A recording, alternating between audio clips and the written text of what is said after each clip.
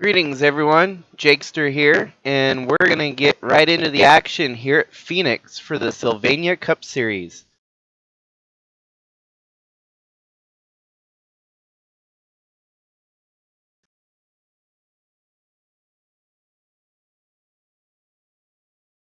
Starting on the front row is James Robert and Nathan Morgan, both of which who are trying to make their first attempt as a part-time starter in the Sylvania Cup Series. Followed behind, you got Mitchell Gobea and Chaz Chadwick. Chadwick's definitely not wanting to be in this situation right now, but as points have tallied up, he is outside of the top 35 so far. Then you got Tim Cording and Bradley Reim also making his debut here in the Cup Series. Then you got Lewis Trost, Jack Ross, Chris Hergeson, Clyde Coker, Romain Grosjean, and Atley Wiese.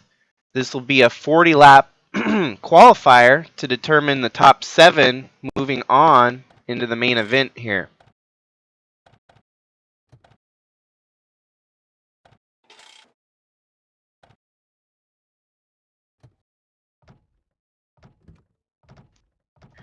And do bear with me as I am obviously choking on frogs right now.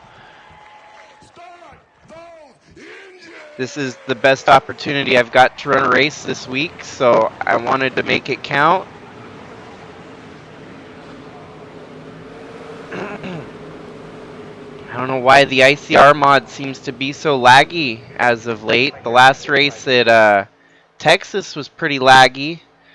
Currently our frame rate's climbing to the 22s, 24s. We'll see what happens when they drop the green flag here in just a few seconds. And perhaps that was just a momentary lag, as things are going green, green, green. Only the top 7 will transfer tonight's main event. James Robert definitely looking hot in the Sylvania Busch Light Series. This opportunity for him will be huge if he can make it into a cup race.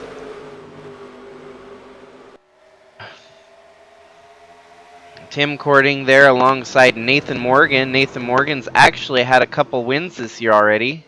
One to be exact, not quite couple, but perhaps he'll grow his win tally with a potential cup start on the line here. That must be the prerequisite for the part-timers this season, as Bradley Reim won one of his starts in the truck series. So, you know, winning gives you some opportunities that others might not get. And as well as Atley Wiese behind him, won the second truck race of the season. So we got a bunch of the lower class drivers that have a win this year attempting to make a start here in the Cup Series.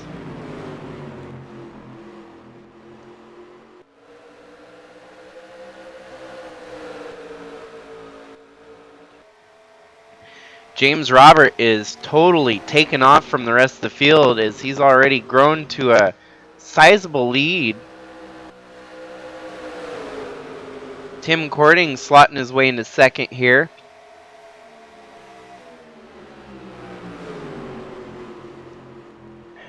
Not quite, as Mitchell Gobea decides to cut him off there to take that second back away.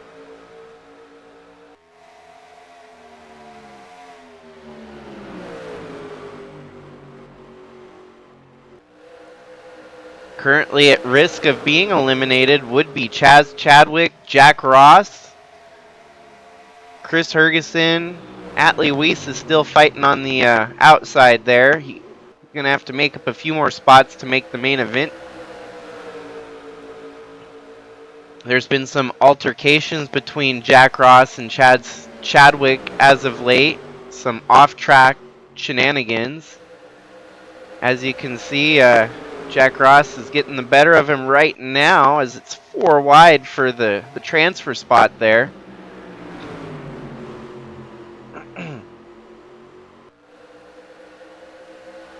Atley's in the best possible spot, being far down on the inside.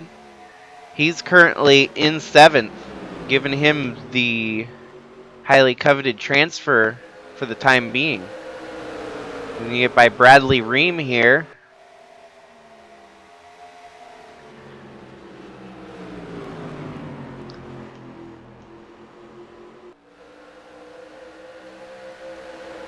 Amongst our go or go homers, 4 of the 5 are full-time drivers that are going to be eliminated from tonight's event here at Phoenix for the Mountain Dew 300.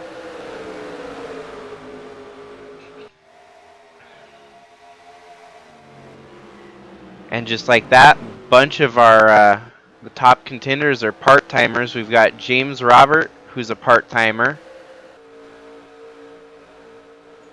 Atley Wiese, and Bradley Reim, all 3 of which are only in the part-time category.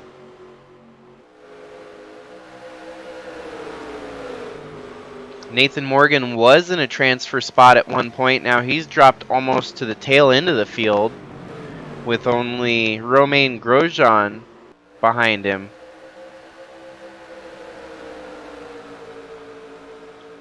We're only 1/4 of the way through the sprint qualifier. Still a lot of racing, a lot that could happen. 40 laps will be just shy of any kind of, pit window, so we're not going to see any pit stops in this quick sprint.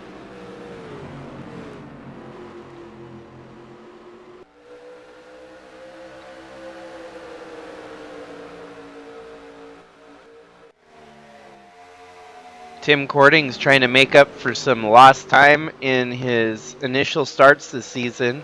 Hasn't looked very prominent in the Cup Series yet, but this is a glimmer of hope. If he can start running good in the sprint qualifiers, perhaps he'll manage to do good in the main event and get himself into the top 35 and out of this situation going forward.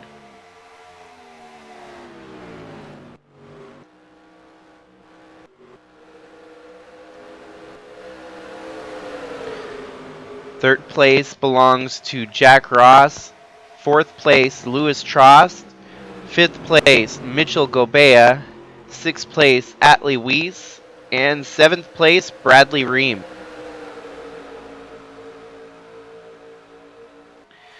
Right now that position is under heat by Chaz Chadwick, who looks like he's going to try to make a move for the transfer spot.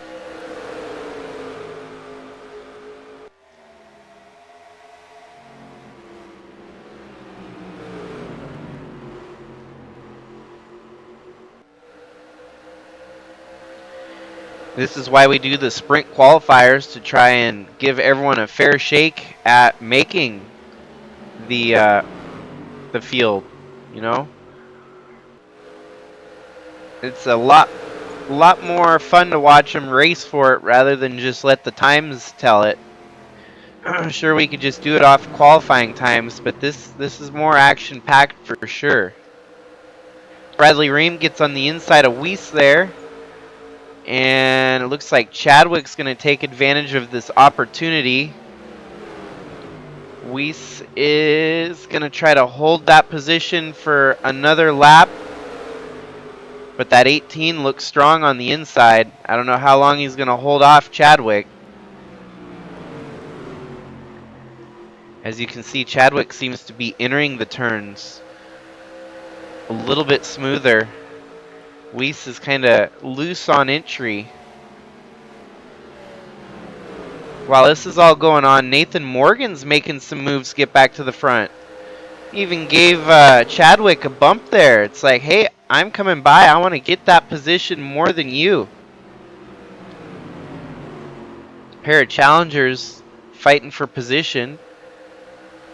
That actually gave Atley a chance to drive away again from the 18. So perhaps his hero, the number 08 of Nathan Morgan, by giving Chadwick a little bit of a bump there.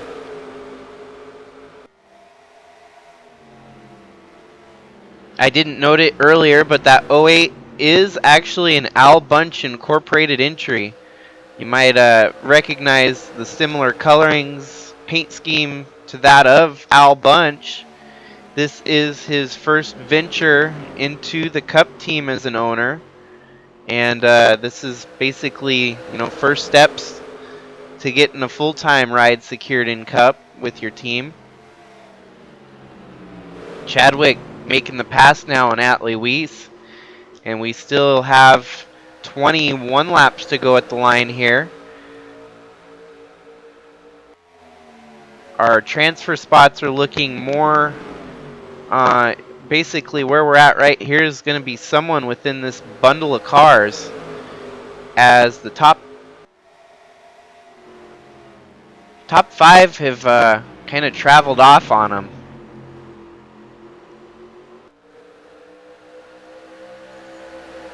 Mitchell Gobea under heat from Bradley Reim, as well as Atley Wiese attempting to fight back on Chadwick here.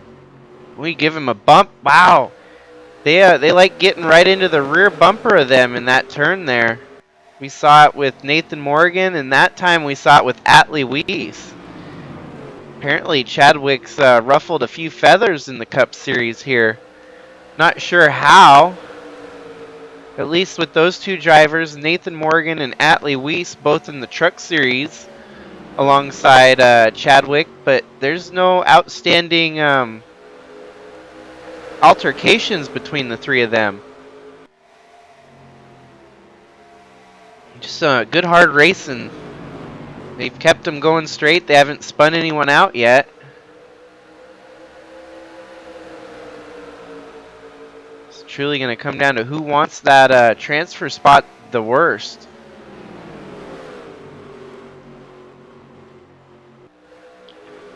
Chadwick, of course, holding that position currently over Atley Wiese and Nathan Morgan.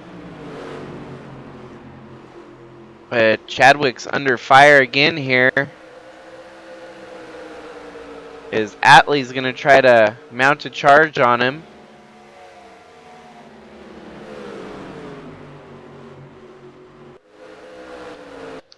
In the meantime, James Fireball Robert II, he ain't looking back. He's just cruising out there at the front of the field. Tim Cording, Jack Ross, Lewis Trost.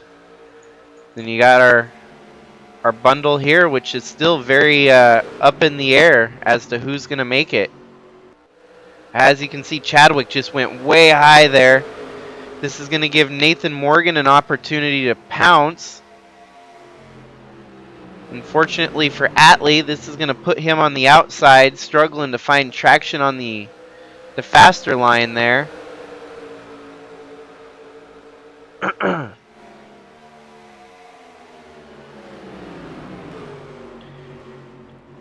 Atley finds his way back home on the bottom.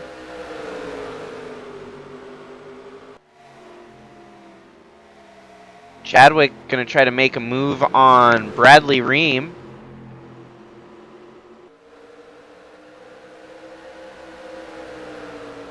This will put Bradley Reim on the bubble, fighting for that last transfer spot if Chadwick can make it by him. And he does so as Atley's given a push behind to try and push the two of them both by Bradley Reim here for transfer spot.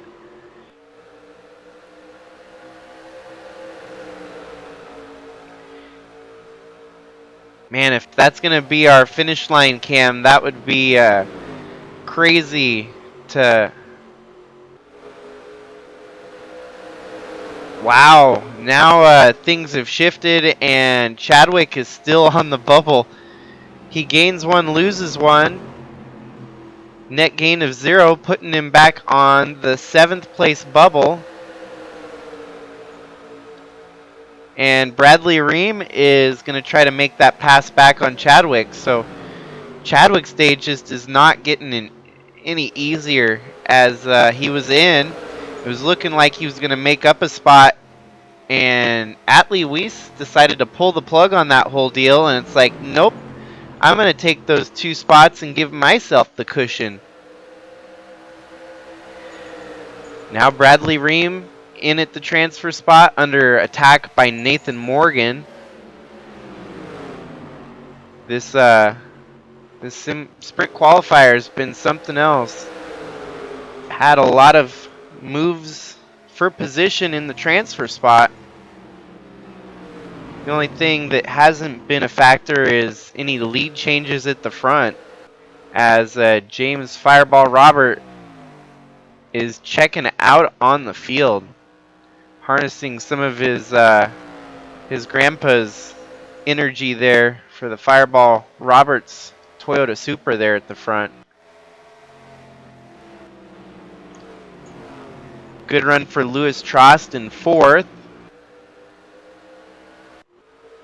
Oh wow, Atley's making another move. He's going to get into the top 5. With that position, he's got a really solid cushion in the transfer spot with only 9 laps to go now.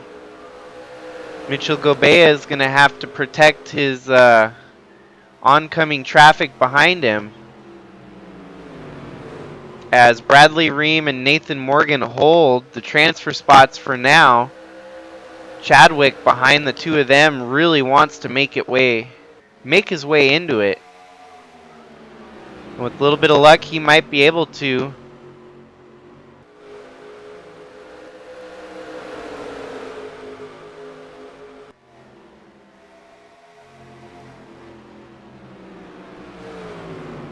Bradley Reim gets suckered up on the high side.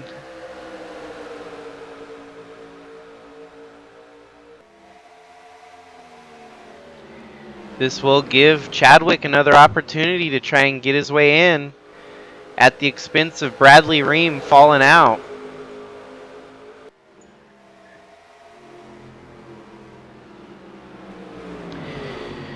Reim's giving it all he's got on that outside line. It's harder to maintain and make passes on the outside line there. When you got the preferred line on the inside, Chadwick's probably going to secure the position here. And then Clyde Coker trying to take that position as well, putting him 1 spot closer to a transfer. Now Chadwick's going to have to watch his hindquarters here, because he doesn't have any cushion. He's still only 7th.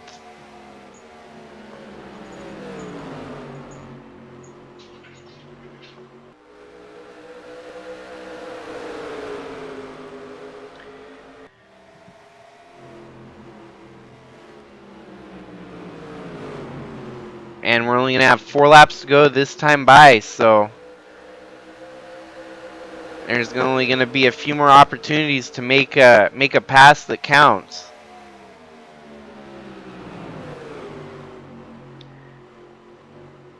Wait, how did I miscalculate that? Chadwick is 8th. Now he's going to have to make it by Nathan Morgan to get into a transfer spot here. Yeah, so I was miscalculating it by just a hair. The last transfer belonging to Nathan Morgan right now. Chadwick's going to have to make a huge swing at it here. Try and get 1 more position to transfer in. With only 3 laps to go now.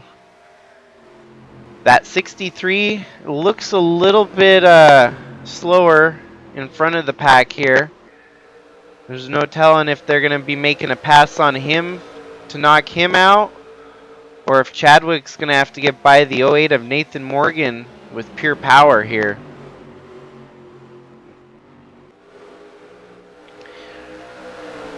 Nathan Morgan's going to try again on the 63, and looks like he thinks better of it for now. Bradley Reim dive bombing in there into turn 4.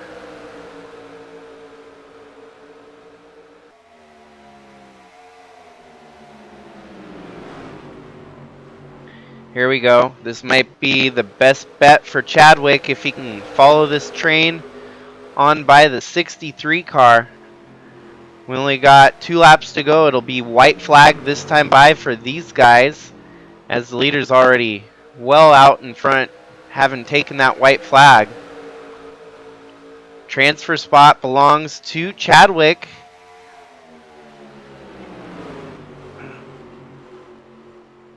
Oh, Chadwick's going to make it harder for the 08 as he blitzes by him on the inside.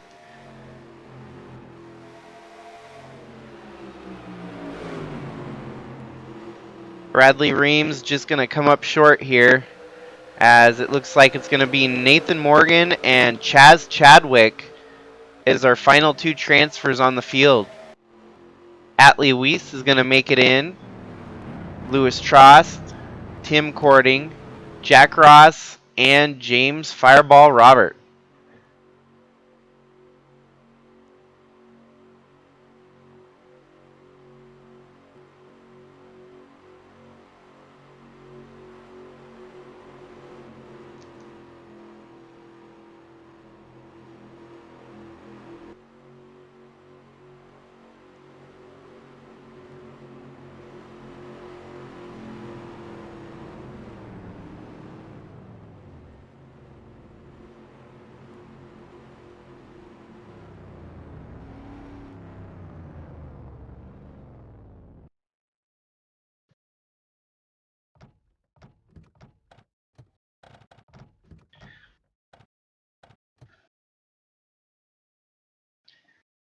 Okay, so there was a little bit of a mishap in the tallying. I had Al Bunch actually slated to start in the points, and that's threw everything off because Al Bunch was not starting this race. And so our 8th driver was eligible through the sprint qualifier, putting Clyde Coker in, who finished 8th in the sprint qualifier. And this was all because I mistakenly had kept Al Bunch in the algorithm, and with Al Bunch out, that meant that Clyde Coker is in. So, to no further ado, our front row for the Mountain Dew 300 here at Phoenix ISM Speedway.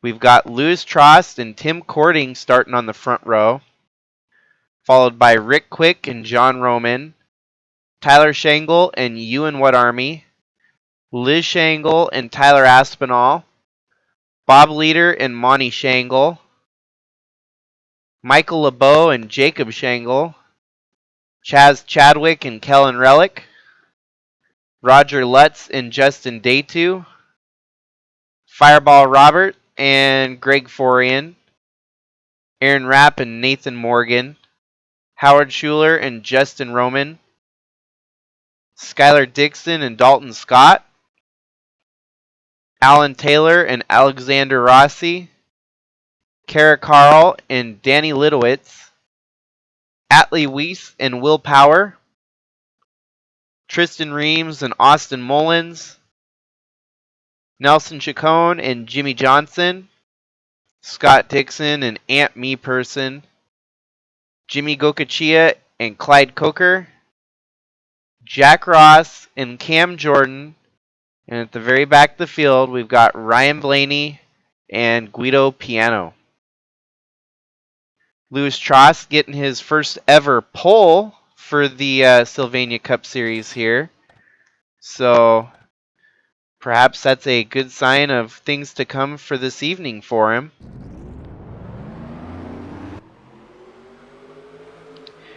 Tim Cording started in the front row at Texas, but unfortunately had some troubles throughout the race. So starting at the front again here today, perhaps he'll try to flip those ugly blues that have kind of kept him down in the last couple weeks. His bad run at Texas was bad enough to put him outside of the top 35 in points, and like you saw tonight, he had to come through the sprint qualifier to make it here. And the green flag waves.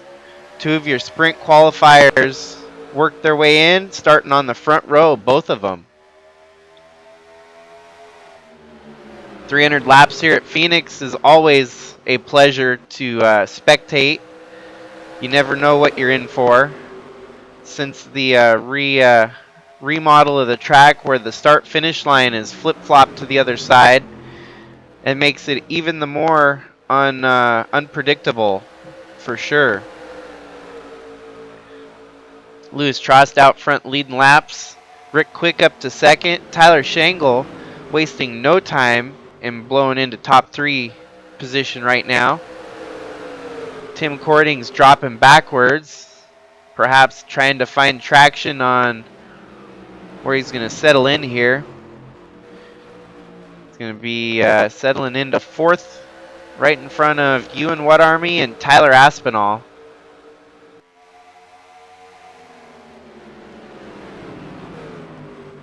Lewis Trost was definitely busy this past week. The team trying to do as much research and development on that number 45 Tyler Aspinall Racing entry.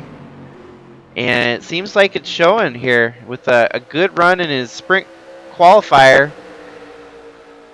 Transitioning into the main event here at the front, leading laps. So perhaps their hard work's going to pay off after all.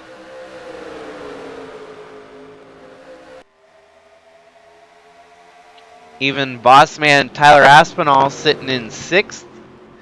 So good start of the race for TAR.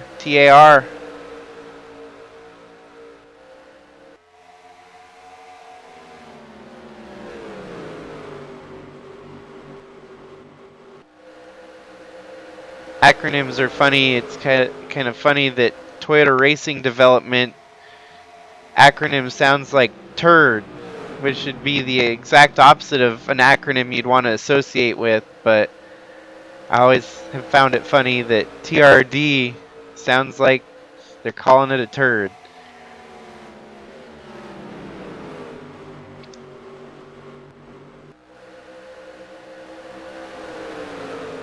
TAR, on the other hand, kind of sounds gritty. And that's the determination and grit that they're showing here today, as Tyler Aspinall is actually working his way into the top 5, making a pass on Ewan What Army for the position.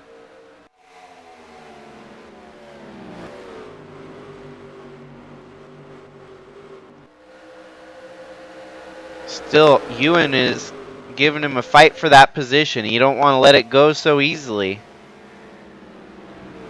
Tyler's going to race him hard for that position. As you can see, the rookie stripes on the rear bumper indicating we've got a bunch of rookies running at the front here. Our leader, Lewis Trost, a rookie in the series. Tim Cording there in 4th, rookie. Tyler Aspinall and Ewan What Army, all of them fighting hard for being a rookie on the series here. Monte Shangle Motorsports is running hard. They're running in 7th, 8th, and 9th.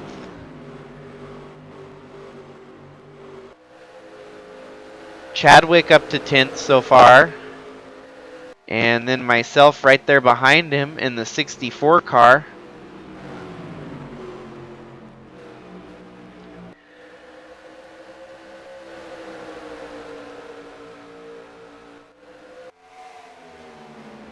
Seems like teammates are running pretty similar on track, as you've got the lead duo, or the leader and the 5th place driver, racing for a team together.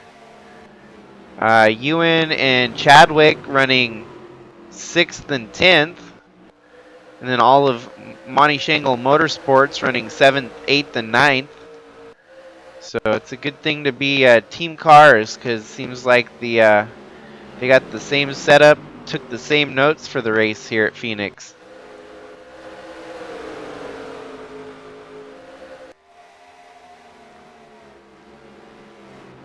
Monte Shangle Motorsports has definitely been a high contender this season already with 2 wins.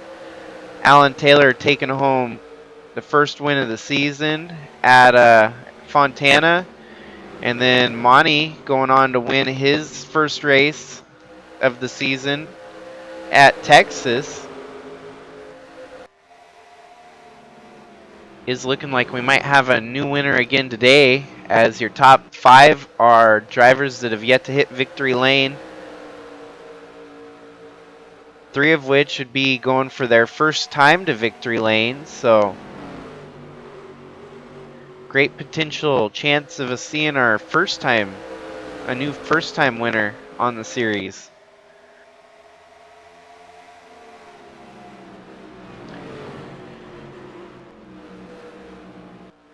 Rick Quick definitely looking strong here in the early runnings. One of his better runs in a long time in that number 47 Dodge Challenger. Forian quick entry.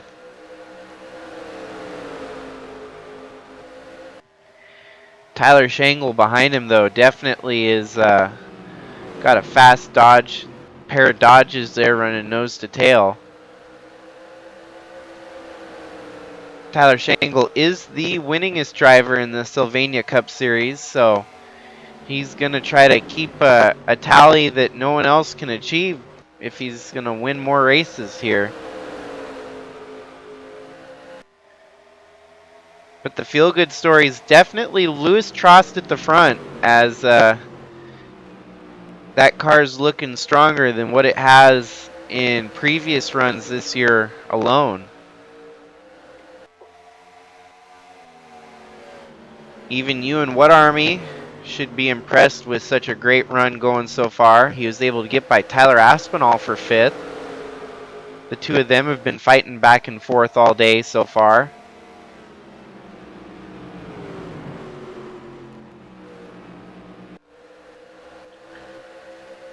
Yeah, definitely a hard day for Guido Piano so far, running tail end of the field.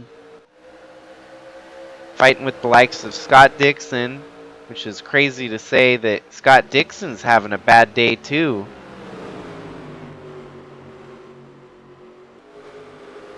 Pit strategy, it'll definitely play a factor, and we're yet to see how that'll shake things up. Nathan Morgan in his Cup debut here, running 27th. Atley Wiese running 25th.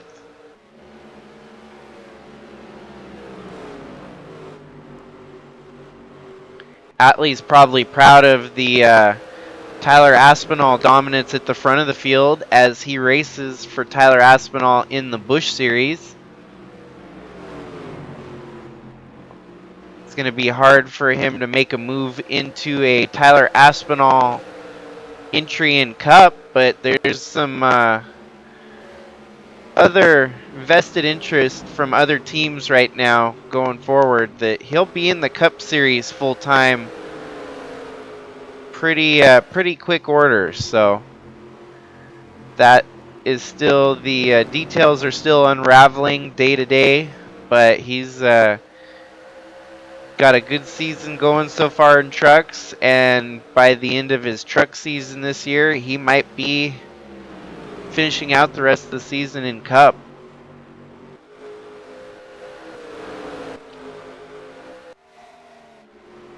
Now that we've kind of got into the top 15, top 20 here, a lot of these drivers should be resting easy, knowing that they'll probably keep a top 35 in the points and keep themselves out of any sprint qualifiers in the next races going forward.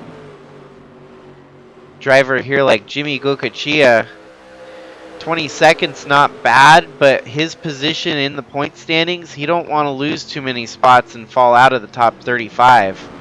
And that's crazy enough to say that he's sitting 22nd and should be sweating. But there's a lot of people that are doing better that have struggled of recent that'll bump him backwards further than where he's running even in 22nd.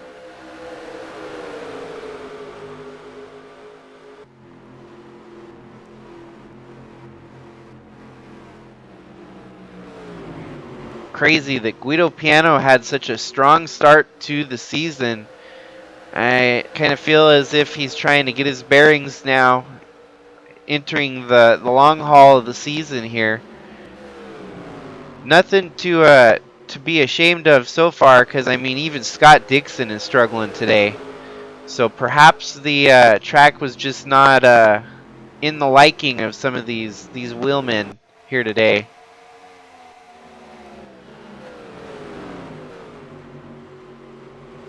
Looks like we've got someone else that fell out. Oh, Tim Cording's dropping a little bit further back here. Seems that Tim Cording's got the qualifying pace, but race pace kind of seems to suffer in the longer runs for him. Still within the top 10 right now, but ain't going to be for much longer.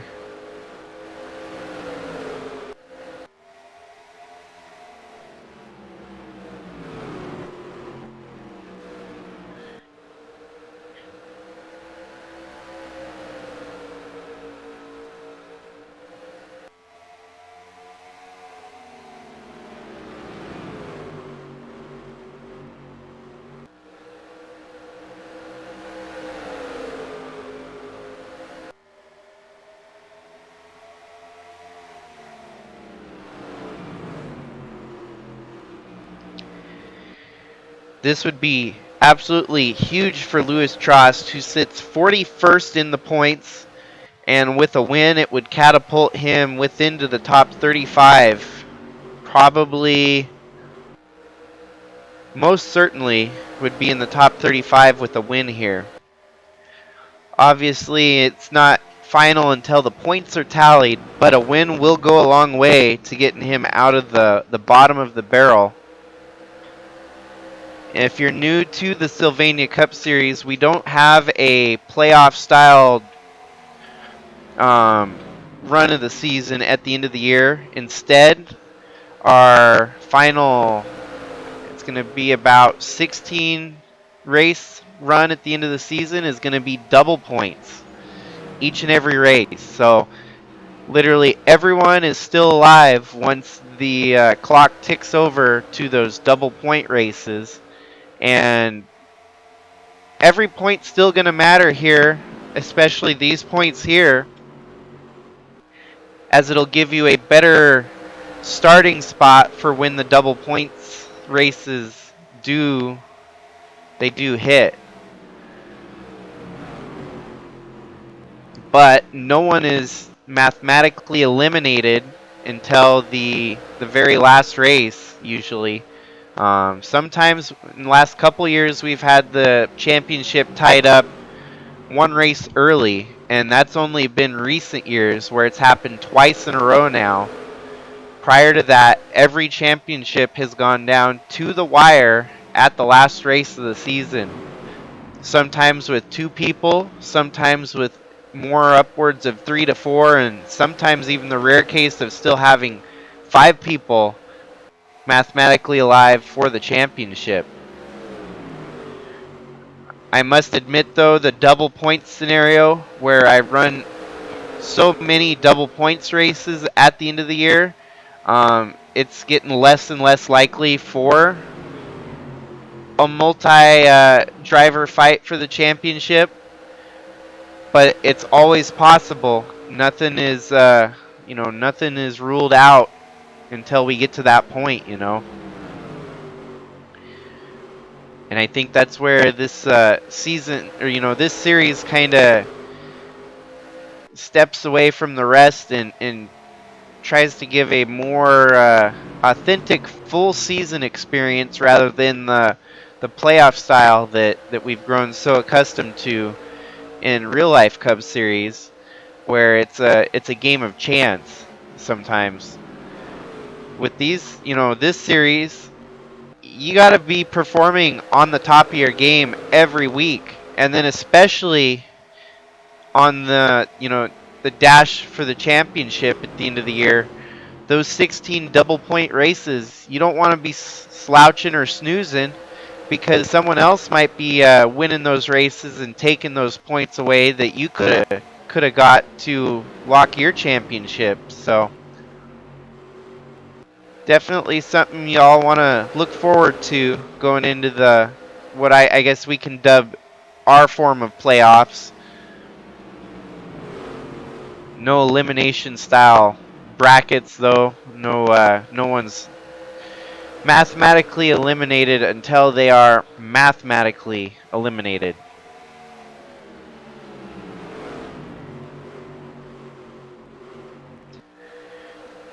A little bit more bustling for position here as Tyler Shangle is going to try to take second away from Rick Quick. Ewan What Army having a good run in fourth there. Tyler Aspinall in fifth. And then you got the Shangle Brigade behind with Liz, Monty, and myself. We're just a couple spots displaced from Tyler Shangle. And then you would have the entire household running nose to tail. Currently, the entire household maintaining a top 10.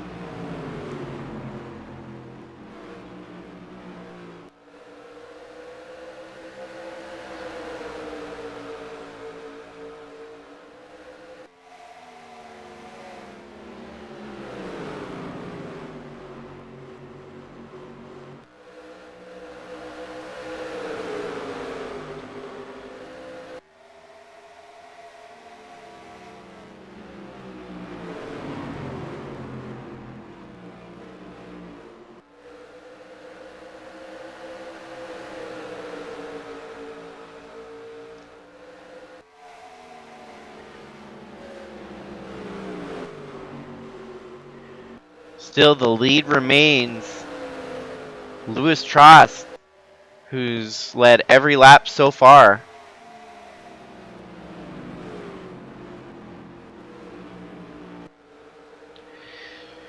Rick Quick has not won in the Sylvania Cup Series since 2011. He has not started every race since then, from 2011 to 2022. He's come back and he's run 2 or 3 full-time seasons. So there was a midst where he was absent for about 5 to 8 years there. But sitting there in second, he would definitely be one of the longer tenured winless drivers. Just in fact that his last win came in 2011. Now we do have a full-time driver that hasn't had a win since 2012. And that means he has started every race since his winless streak has started, all the way back in 2012. And that's upwards of a 600 plus race winless streak. None other than John Roman right here in the 53 car. Sitting ninth so far. He's going to have some good opportunities this year to break his winless streak.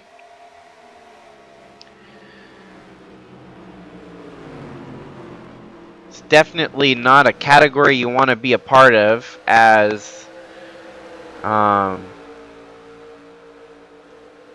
for example, John Roman has had about a 530 race winless streak, and all of which were races that he attempted to qualify for. Rick Quick, on the other hand, only he has 540 races since 540 races have been contested. However, he did not attempt to qualify for the majority of them. Another driver at the way back on the list would be Jimmy Gokachia, who's been winless since 2015. He's looking at about a 380 race winless streak. And as you can see, he's running mid-pack right now in 18th in that 46 cat car. But that's the majority of our long winless drivers, only 3 of which haven't seen victory lane since the 2011 to 2015 era. We do have a lot more drivers from 2018 and 2019, as well as some winless drivers from 2020 that are continuing to grow their winless streak. Allan Taylor, I would like to mention, he busted a 170 race winless streak with his season opening win at Fontana. I myself in the number 64 Ford had a winless streak the same size as his. I still haven't broke it yet, so I'm at about 171 race winless streak entering Phoenix here today.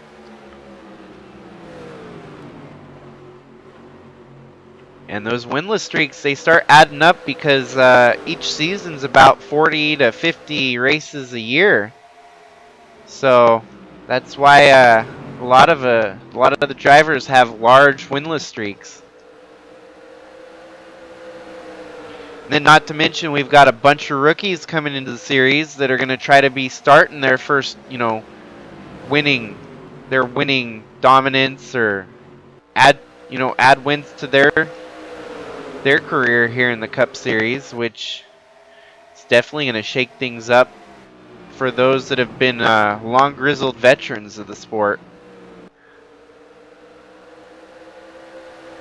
The one thing that stays consistent every year is that you can't count Tyler Shangle out.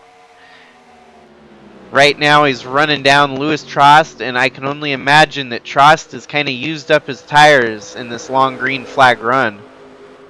Green flag pit stops will probably be another 12 to 15 laps to go until we see those, but he's going to have a hard time holding off that 77 Dodge.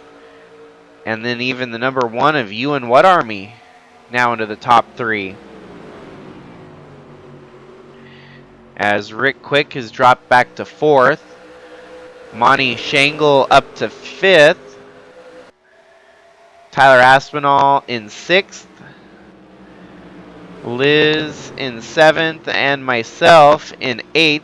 Looks like that position's going to switch hands here. Even Chadwick's joining the party.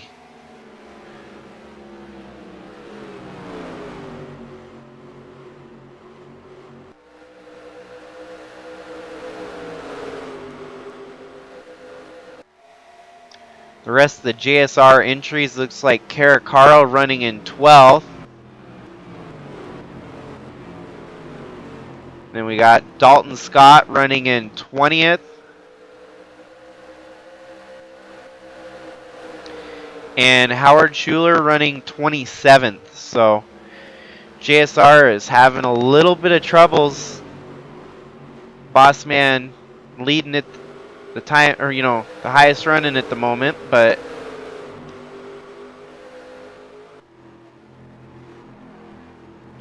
as you can hear, the cars are so much quieter as they're trying to save what tires. Cars are probably just getting harder to drive right now.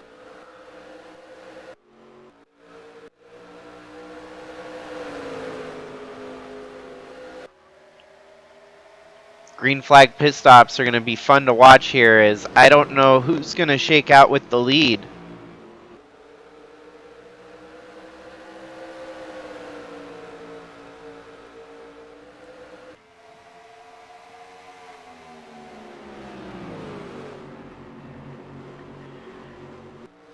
Louis Trost has definitely put everyone on notice here today, as not having led and shown much dominance so far in the Cup Series. Proven today that his full-time venture in the Sylvania Cup Series is going to be worthwhile, as he's going to be a threat for competition at the front of the field.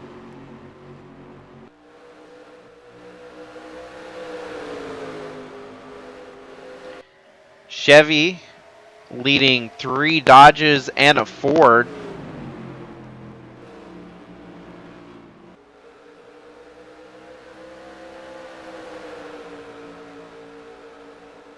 And we got some rookie talent at the front of the field showing these veterans what's what. Heck, even You and What Army might be flirting with knocking Tyler back a spot to 3rd if Tyler ain't careful. Just like that, he gave him a quick, swift, I'm here, just to let him know. As you can see, What Army ain't messing around. He wants that position. And Tyler's going to have to make a move at the front, or else risk getting another swing from What Army. We gotta give Trost a lot of credit here. He has not seen much competition at the front all day today, and this is his first fight for losing the position at the lead, as Tyler's trying his hardest, but Trost is going to fight back on the outside, and he's going to slide back down in front of Tyler. So he still has not failed at leading every lap so far. That's going to come to an end with green flag pit stops, I'm sure, as there's going to be someone staying out. What Army makes the passover attempt, and What Army is going to try to take it all the way to the apron like they do here at Phoenix. Tyler's going to have to settle into third here as What Army takes second away in brisk fashion.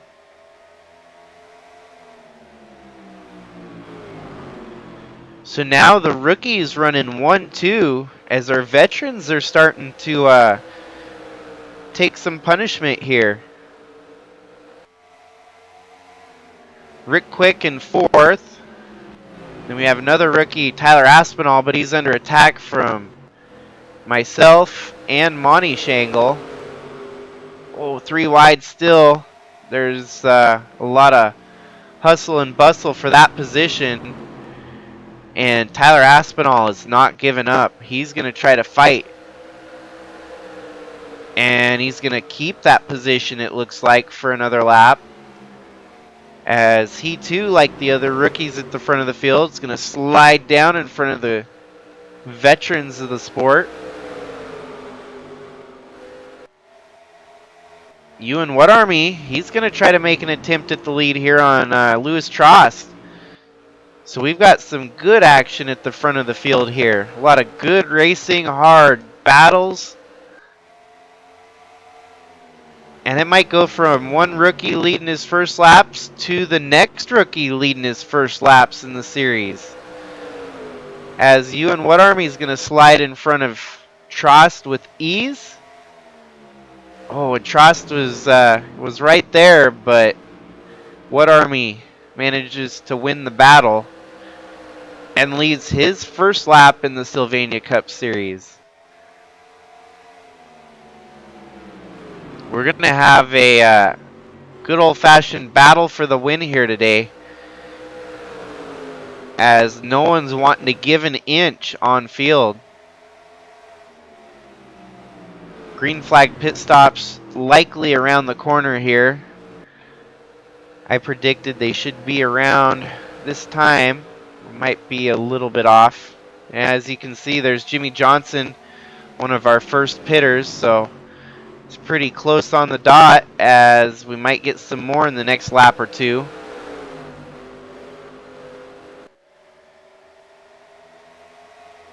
Jimmy rejoins the track. Let's see how Jimmy's going to have a lot faster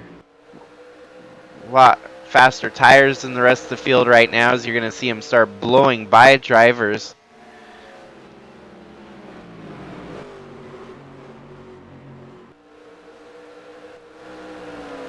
The longer they can stay out, probably the better they are at saving a pair of tires.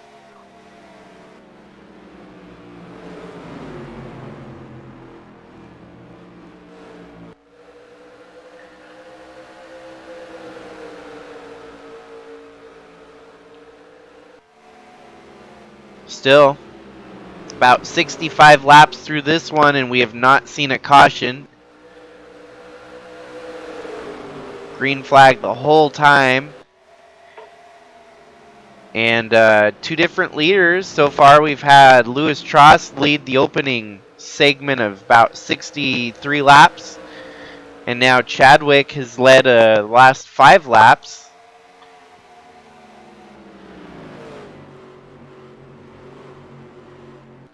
As you can see, Jimmy Johnson is making some moves back there, as he's come off pit road. He's 4 laps down, so he's got a lot of work to do. Maybe he had some extra troubles that we didn't catch on the broadcast here, And maybe the green flag pit stops are still quite a ways away. Yeah, as you can see, he had a fuel system error. They got that fixed and he only went 4 laps down. He's off strategy now, and with everyone yet to pit on their green flag pit stops, he might be able to make up at least 2 or 3 of those laps that he lost on the mechanical failure. Definitely looking like he's going to race for one of his laps back here before they make their green flag pit stops.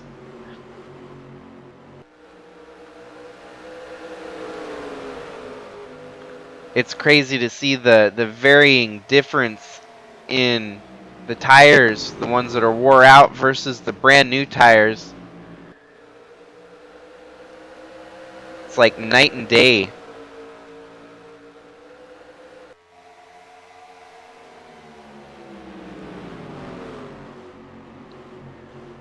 Jimmy Johnson makes up another spot here. His fight for position on What Army will give him a lap back, putting him only back down 3 laps on the field.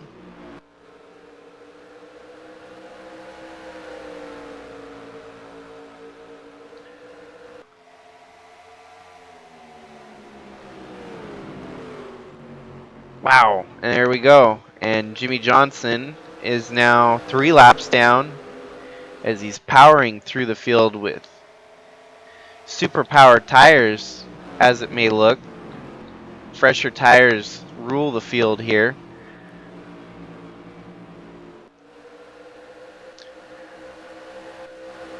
Kara Carl's cracked the top 10 today. Danny Litowitz, Chaz Chadwick, Justin Deatu, Tim Cording, and James Fireball Robert in his maiden voyage here with a top 15 run so far.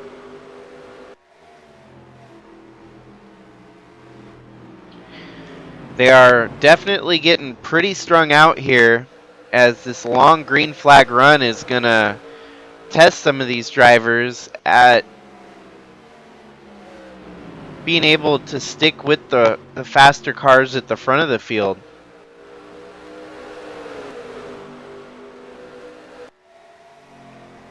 There's even a sizable gap from the leader to 5th place here. As you can see, What Army, Trost, and Tyler have kind of checked out from the rest of the field.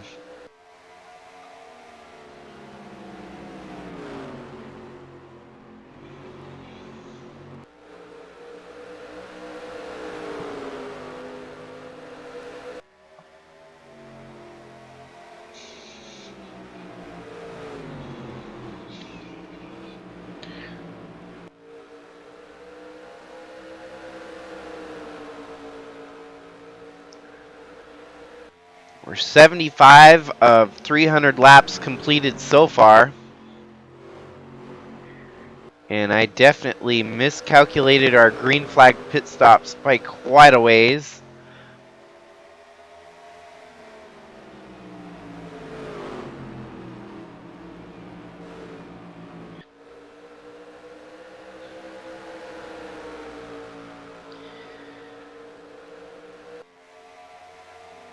Tyler Aspinall looks like he might be settling into 4th there. Tyler Shangle making a pass back on Lewis Trost to take 2nd.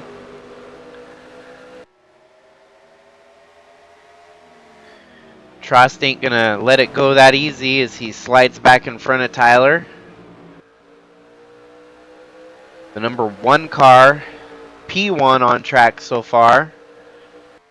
Great day for What Army.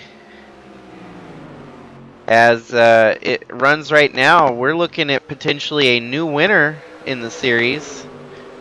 And wow, look at Trost trying to make another fight for the lead as he peeked on the inside of One Army for a brief moment there.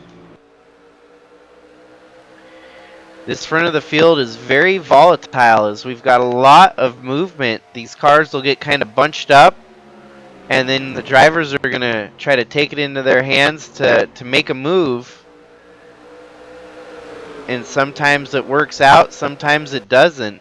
Makes for a lot of fun, exciting racing at the front here.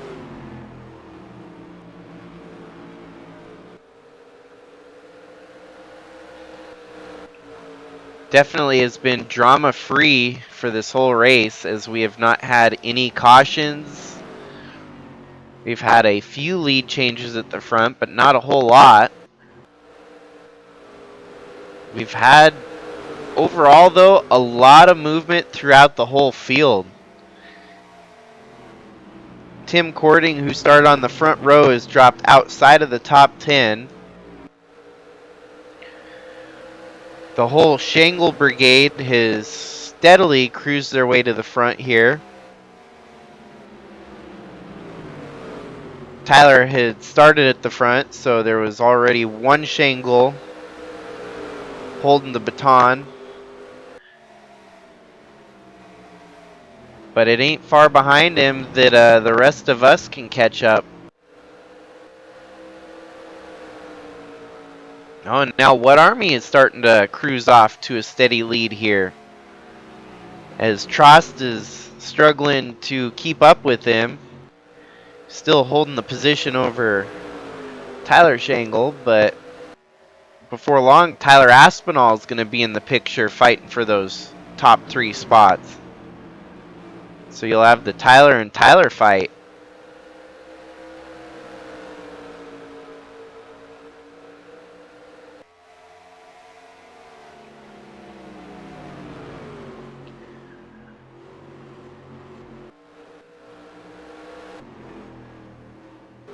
Definitely the best of the best in the series on show here today.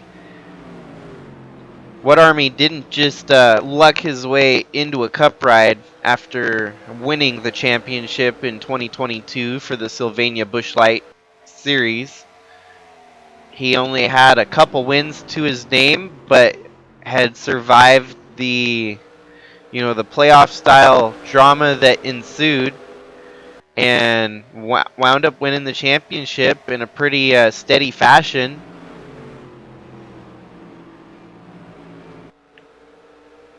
And perhaps that just fueled him a little bit more to try and prove that it wasn't no fluke that he wound up winning the Busch championship. And we've got a caution for the first time today. Let's see who brought out the caution.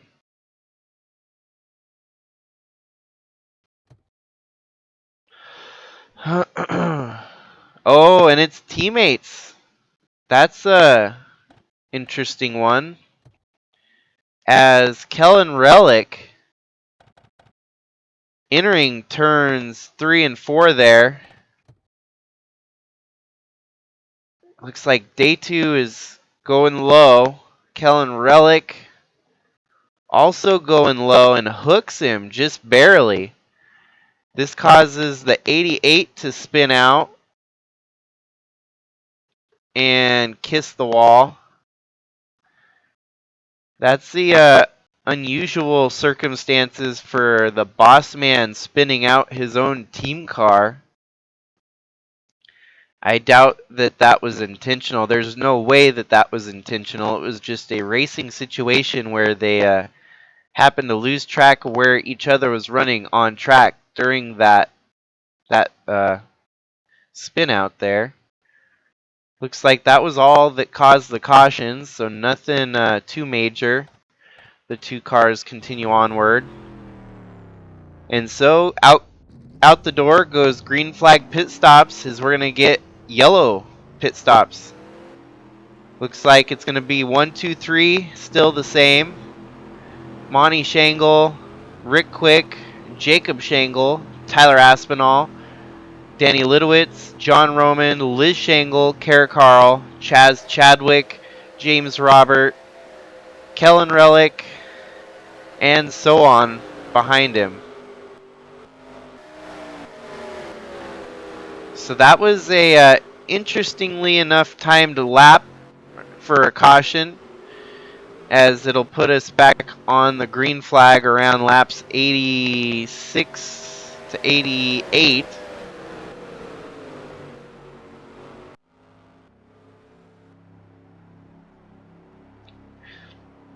We'll get to see a double file restart with this very action-packed front of the field. This will give everyone another opportunity to close back in on the leaders. And so we're still looking at 210 laps to go here. A lot of racing still to be done.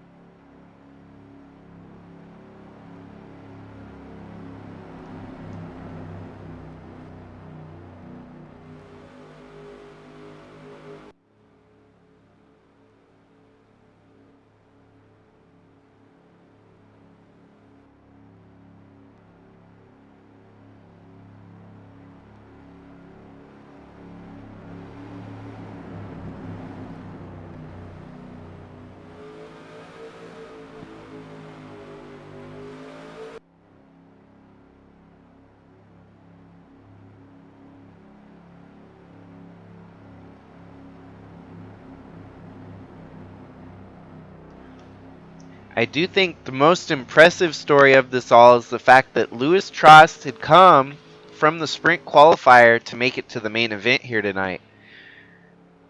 So, or I guess today rather than that. It's daytime, not nighttime.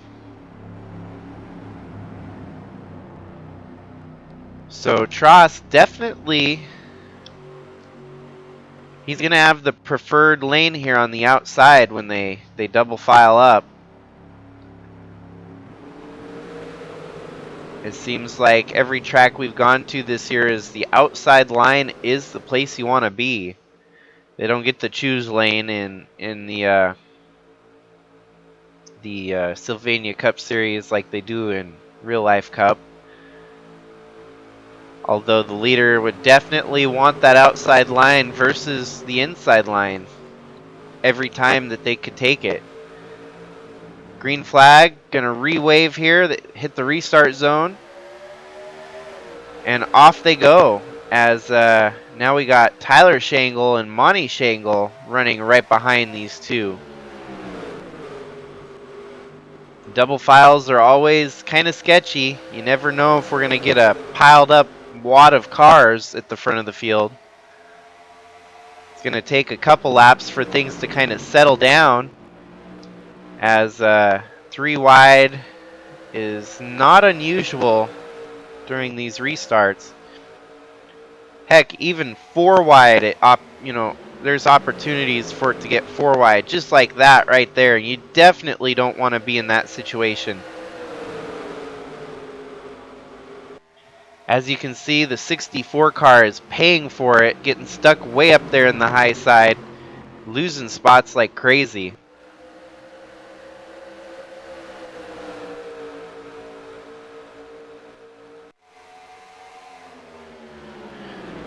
Trost definitely suffered the most from that restart. Surprisingly, I thought that being on the outside, he was going to cruise around and take the lead away from What Army.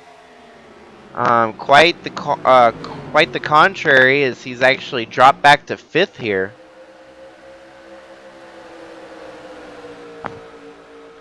He'll have another opportunity to fight back for it, as it seems like he's got some clear track in front and clear track behind him. But now he's going to have to be fighting his team owner for position, as to where it was Trost leading all this time. Tyler Aspinall now in front of him by 1 spot.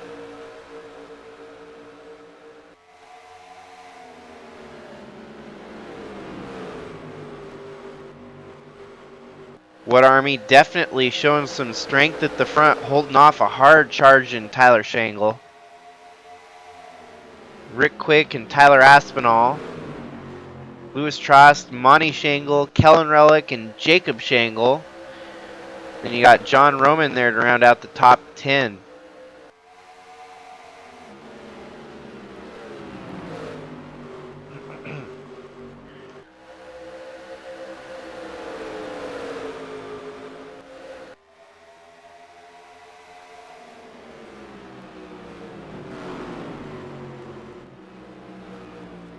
closing in on the 1/3 mark of this race.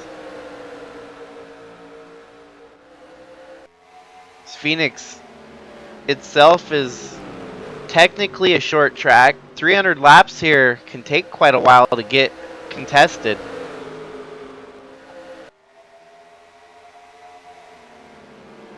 We'll be just shy of 1 hour into the 1/3 mark of this race, so this race will be closer to about 2.5, maybe 3 hours in the length.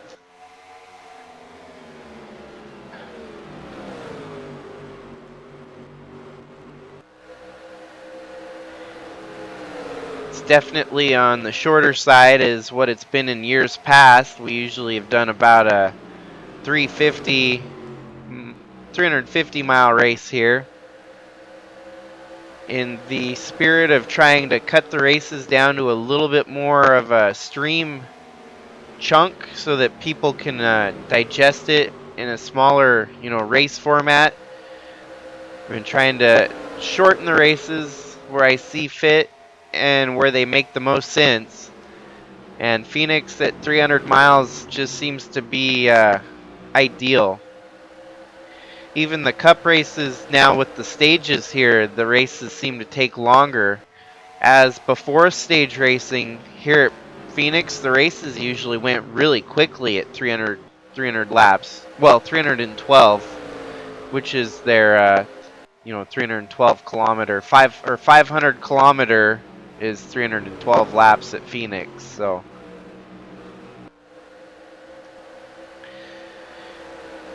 we're just shy of 500 kilometers then with the 300 mile race here.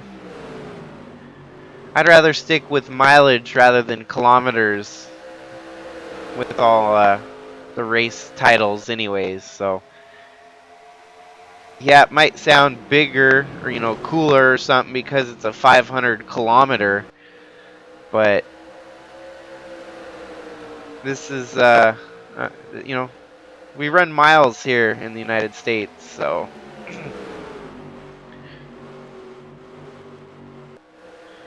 Tyler Aspinall fighting for position there. It looks like he's gonna try to eke by the 47 of Rick Quick.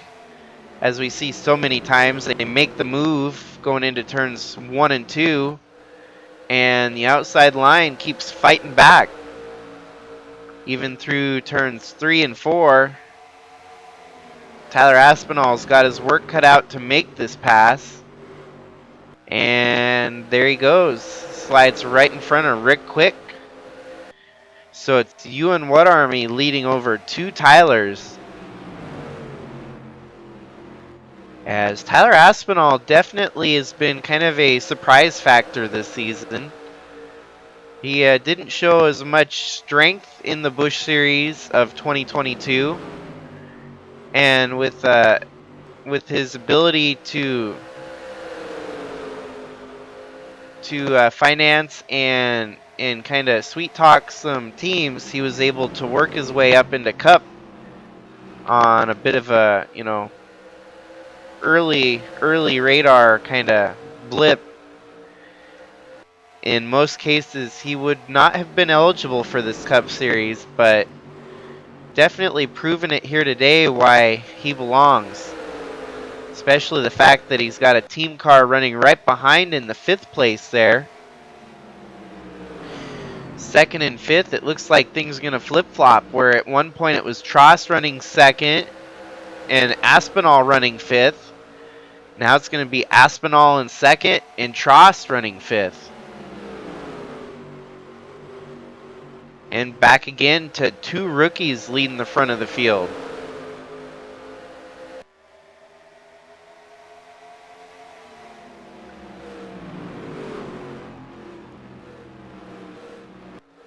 And even Tyler Aspinall, I believe, might have led some laps at Texas, if I remember right. So it won't be his inaugural lap lead. But he could potentially be fighting for some lead laps here as he's going to close in on the current leader of You and What Army.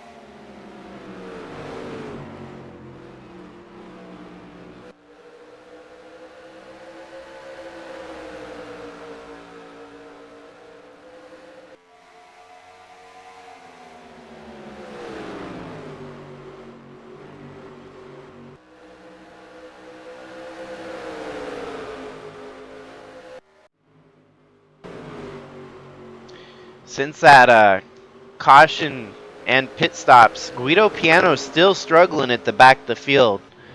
Not really any well-known answer as to why this is.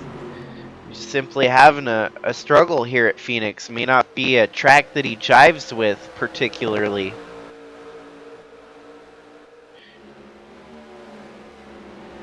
Earlier we were mentioning how he was fighting back there with Scott Dixon. It looks like Scott Dixon's made up some spots. Still very deep in the field. Even past champions of Will Power and Jimmy Johnson deep in the pack here. Jimmy Johnson, of course, 3 laps down, still trying to fight for as many positions as he can get. Perhaps with some attrition and drivers that might wreck out in the later running of this race.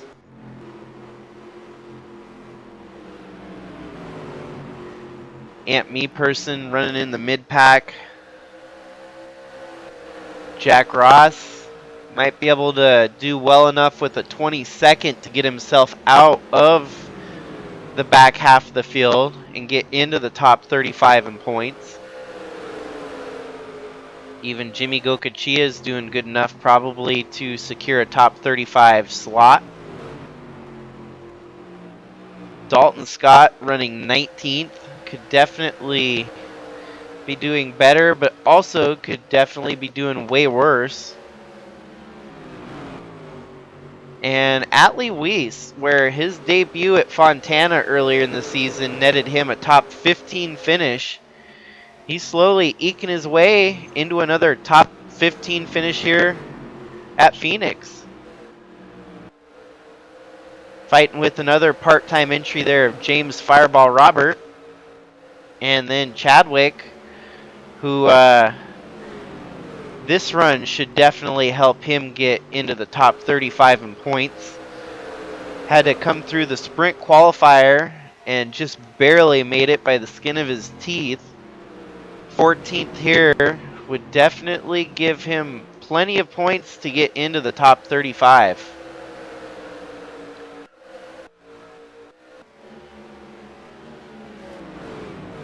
Even Tim Cording holding on for a top 15 should be good to get him out of that, bottom of the barrel as well.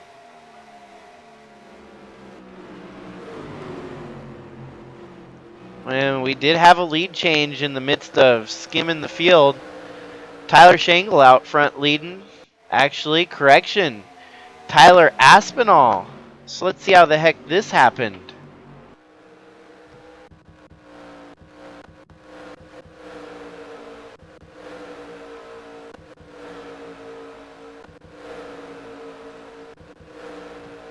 As you can see, at one point he was running third to Tyler Shangle. Makes some attempts. It looks like he just made it look easy on the inside of Tyler Shangle there. Tyler's fighting on the outside, but Tyler on the inside prevails. And I think we might actually saw this previous to me skimming the field. Yeah, that's right. Because I was mentioning how the rookies took P1 and 2 again.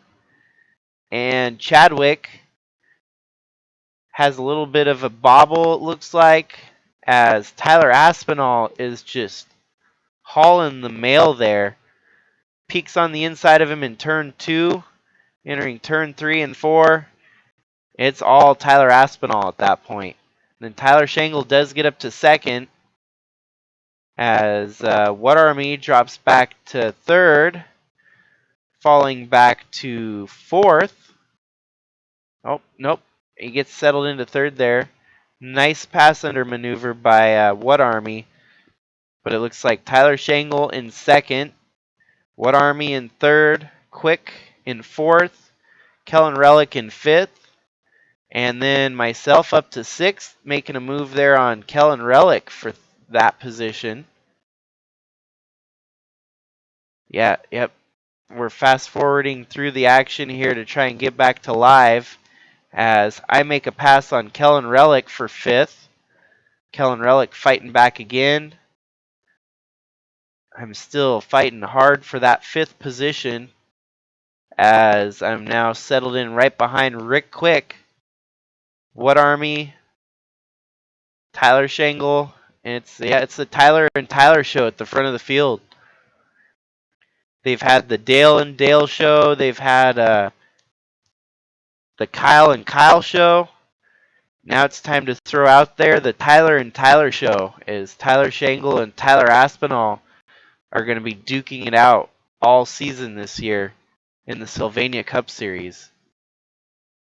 I didn't realize how far I went back. We are still fast forwarding to try and get live here, as they've kind of leveled out at the front of the field. Looks like I might be trying an attempt for fourth. And there we go. Back to live.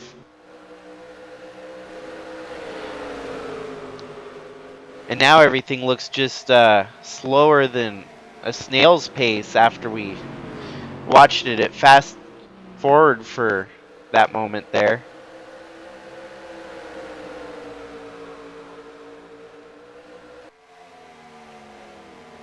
Hope some of you tuned in after that, because now it's back at normal pace, and if you missed that, this probably looks normal, but for some of you it probably looks way too slow now.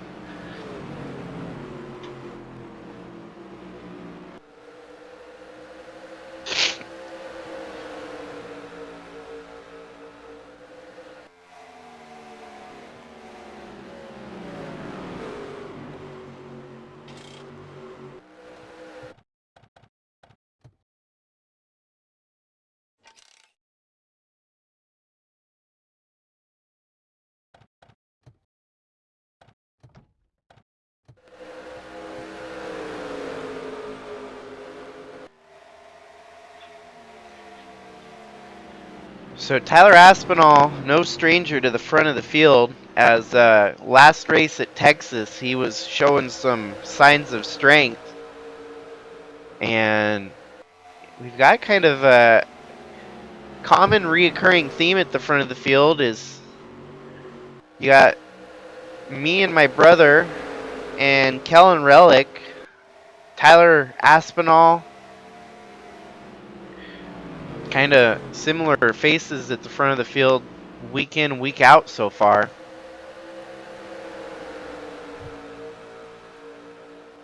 Now the only difference is finishing position does not reflect the same as what we got for running position right now. So, for example, Tyler Aspinall has had trouble closing the deal at the end of the race, and maybe running up front leading laps, but strategies will work him out of a top finish. Same goes for me, as I was wrecked during the lead of one of the races. Kellen Relic, on the other hand, is just kind of quietly run top 5s, top 10s each week.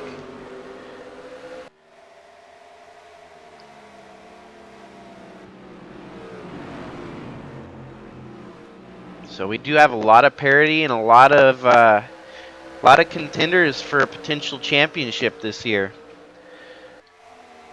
It's been 12 years with 12 different champions. We have not 13 different champions, because I kind of forget that 2010 is a 0 year, which counts as 1 actually, and everything else 11, 12, 13, 14, and so on.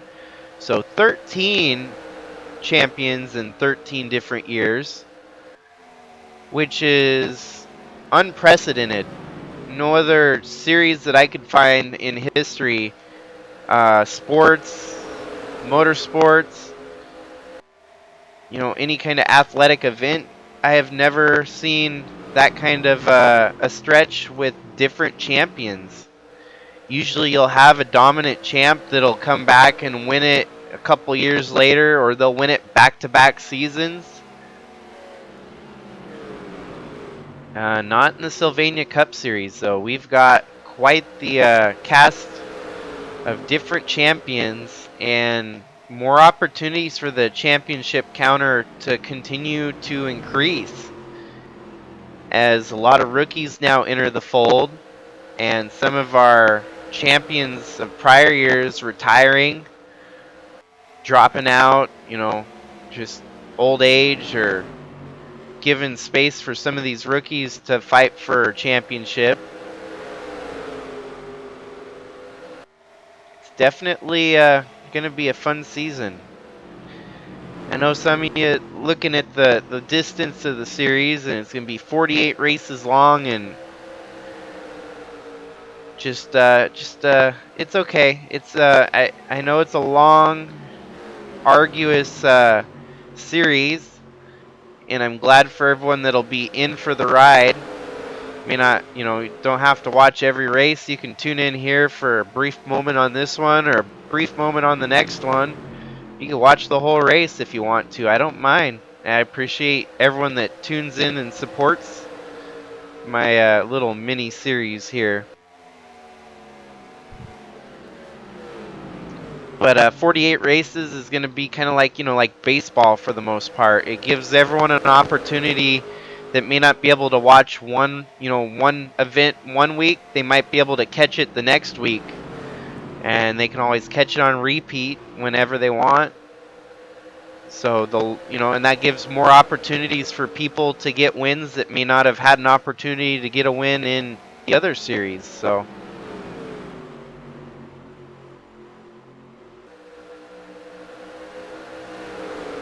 another way to think about it is there won't be many bye weeks. 48 race season in a 52-week year. So given that, we're gonna have almost a race every week until the the off season. With that, we do have a lot of double-header, triple-header style races on the horizon with this Cup Series. And those weeks may be a little bit tedious on the broadcast side, but it'll definitely be entertaining and fun for the viewer side of things. And just like today, I mean, we've got a rookie out front leading laps who could potentially steal a win from one of these veterans that have proven to be so dominant in the series. We are looking at potentially a new rivalry on the horizon with a Tyler versus Tyler, the Tyler and Tyler show, the Kyle and Kyle show, the Dale and Dale show. Where's it gonna stop?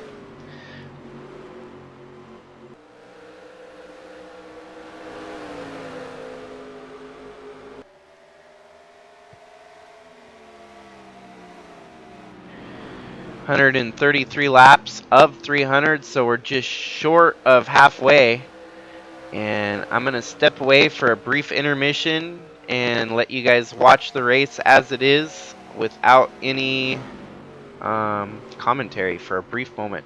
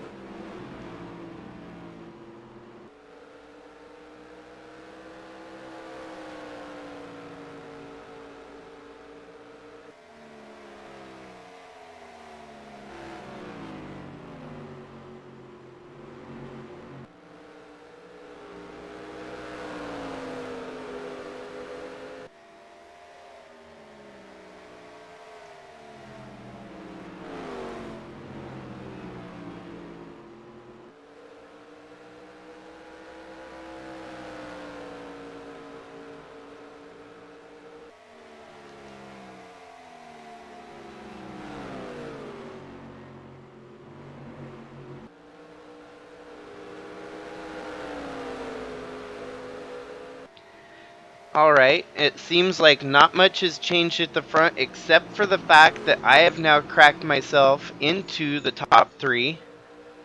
Tyler Aspinall still leading over Tyler Shangle.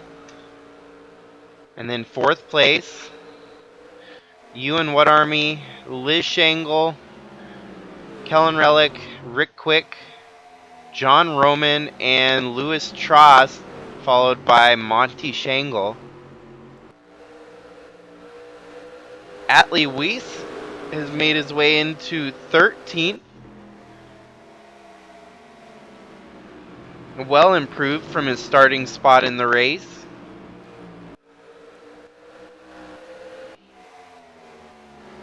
Just past halfway, and we're going to be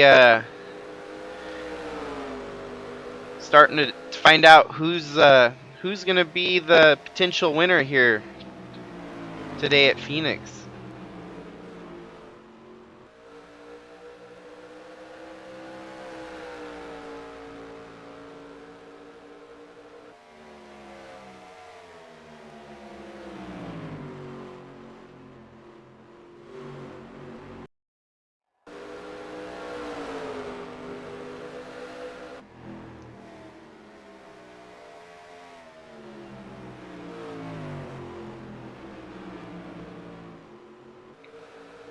Here's a fight for second, as it looks like I'm going to prevail, taking second away.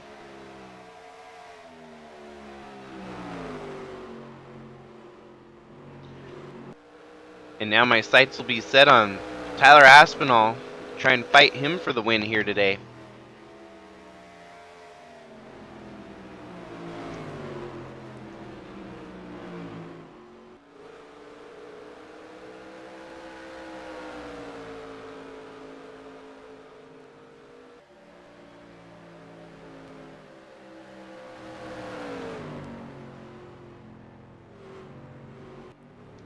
And we've got another caution in the race.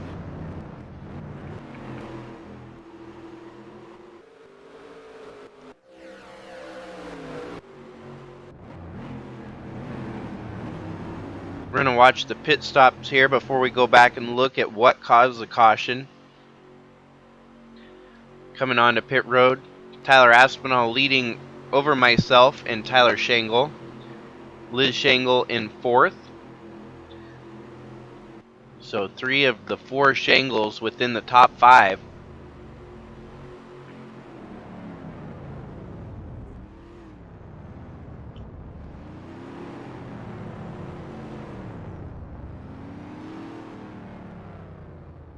Louis Trost with that number 1 pit stall. It should help him a little bit on situations like this where he might be able to beat someone off pit road. Oh, and it's going to be Tyler Aspinall, Jacob, Tyler, Liz, Kellen Relic, and the likes. Not much change on pit road there.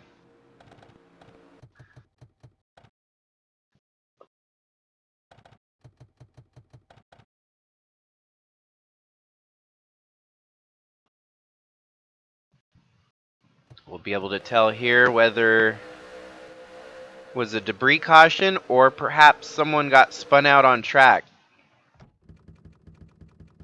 That almost has signs of it being a debris caution, the way that pace car pulled off so quickly.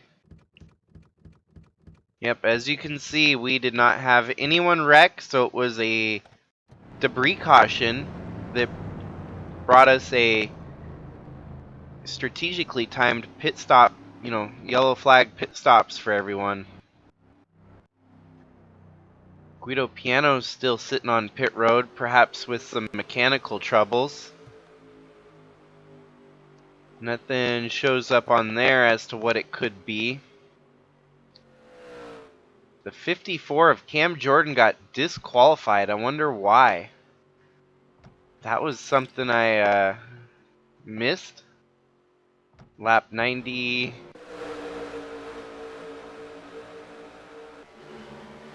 I wonder if he made an illegal pass before the restart there. That ain't on a restart.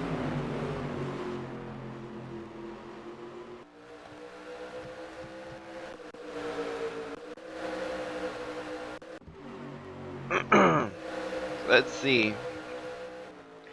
Looks good. It didn't look like he made an illegal pass there or anything. That's that's a strange one you don't see very often in NR 2003. A disqualification penalty on a driver. Interesting. If the game maybe gives more detail after the fact, I might have to check and see, but as of right now, I can only imagine it was a restart penalty that disqualified him.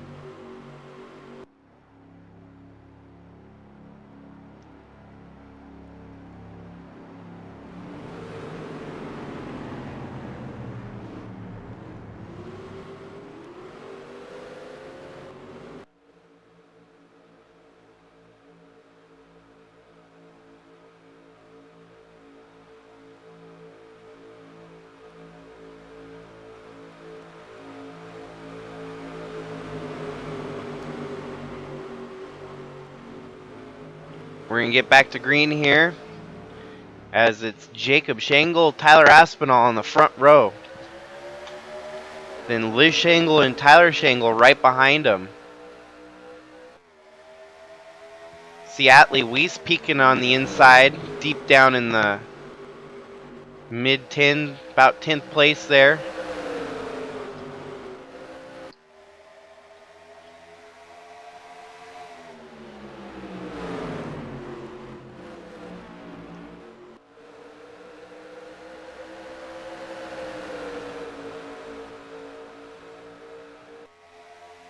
Seems like today here at Phoenix, you definitely want that inside line on the restarts.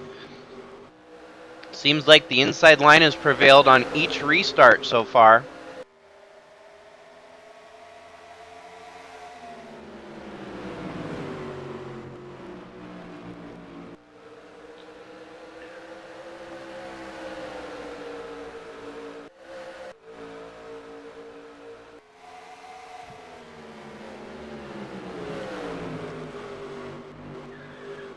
Great run from all of our rookies here today at Phoenix.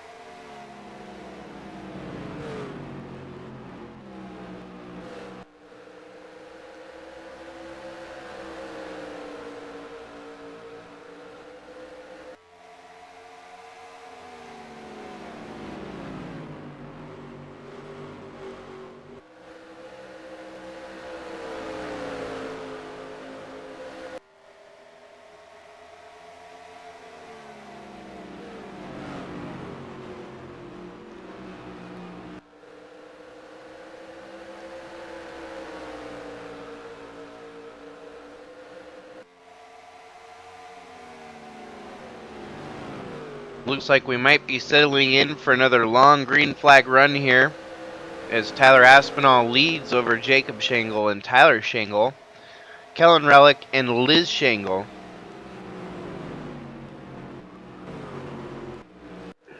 In the back of our field, Seems to be pretty steadily the same cast of characters at the back. Unfortunately for Lewis Tross, dropping all the way back here to 33rd.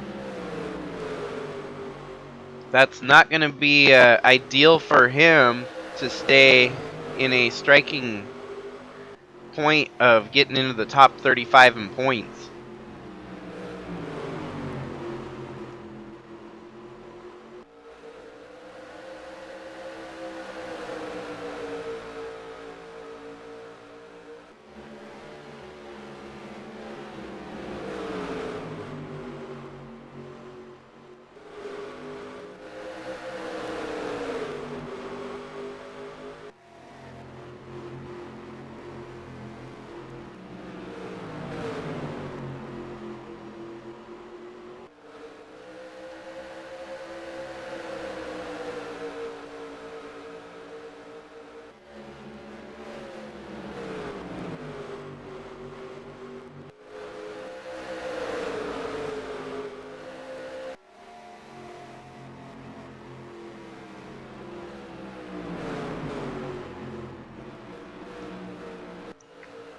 As it seems to be a recurring theme, at the end of the races, the rookies start to drop to the back.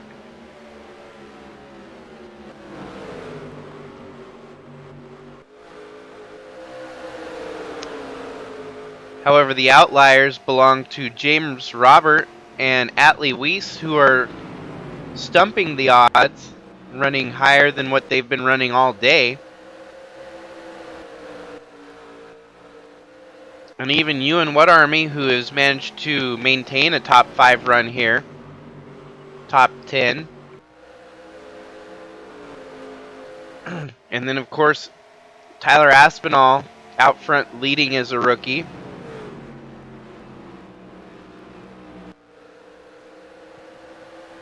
Still a lot of racing to go. We still have about 123 laps left on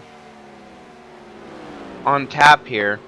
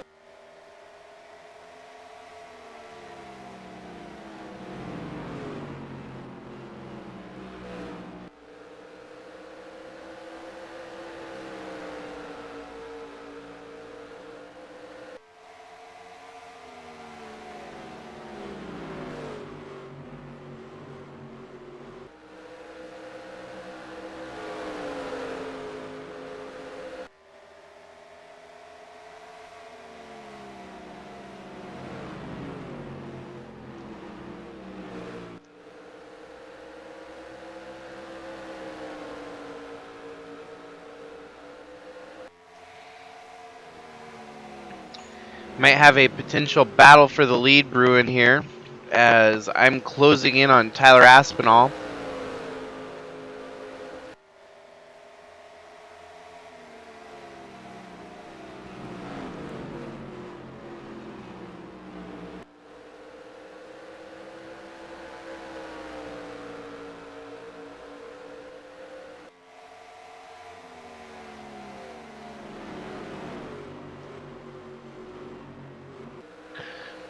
Still quite a few laps out from that potential battle, as it seems that Tyler Aspinall continues to stretch it out ever so slightly, and then I'll ever so slightly catch back up to him. Definitely an ebb and flow at the front of the field here.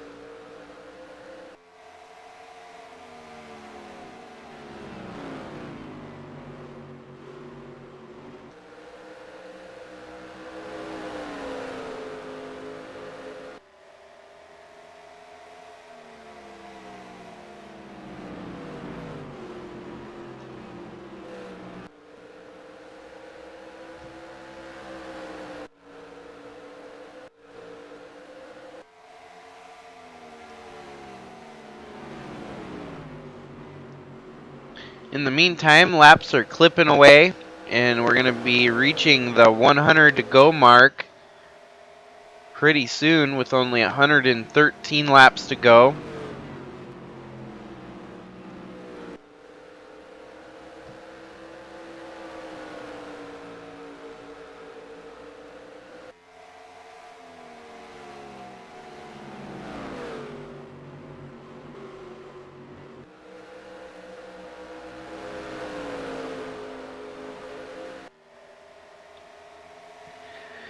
You wouldn't realize it by the way they're running right now, but we had 3 different leaders that were prominent in this one. Louis Trost at the beginning, followed by Ewan What Army, and now Tyler Aspinall. As you can see, the further back we go, Ewan What Army has settled back into 10th, and Louis Trost, on the other hand, has dropped hard all the way back to, yikes, all the way in 30th. So Louis Trost, unfortunately, the early lead to the race is not going to transition over to as good of a finish as he was hoping for. The one good side is that his team owner out front leading, Aspinall with the lead, could help the team with some very key resources by winning the race.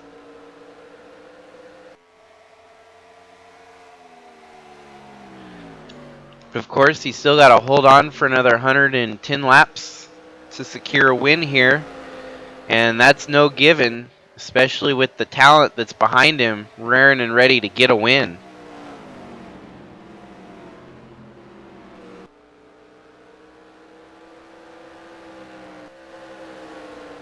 We are very close to a Shangle struggle hold at the front of the field, or a Shangle hold, a strong hold on the front of the field, as Shangle currently runs 2, 3, 5, and 7th. We could potentially wind up all in the top 5 before the end of this one.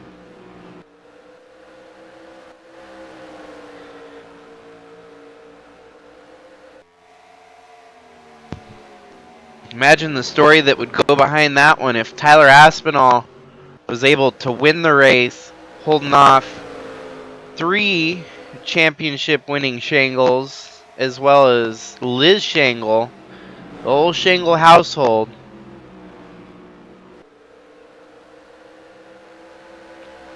In his potentially first win of his career here in the Sylvania Cup Series.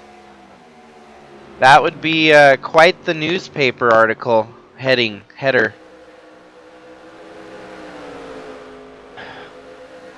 Tyler Aspinall beats the Shangle stronghold on the field, en route to his first Sylvania Cup win. Has a good ring to it.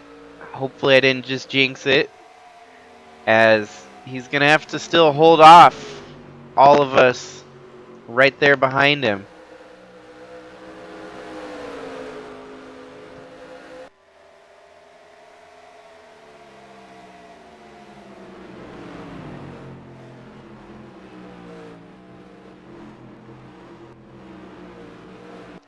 Even with 105 laps to go, someone like Atley Wiese or even James Robert there could make things interesting. Atley Wiese, on one hand, with another good run, could put himself within the top 35 and almost would guarantee him a start if he wanted to. I'm willing to wager that Joe Gibbs might be working some extra rides for him in the season, and even if it doesn't fall in the next race, maybe even the race after that, being in that top 35 in points, especially as a part-time driver, which is very hard to do when you have other drivers that are attempting every race around you. Atley Wiese could make things interesting here.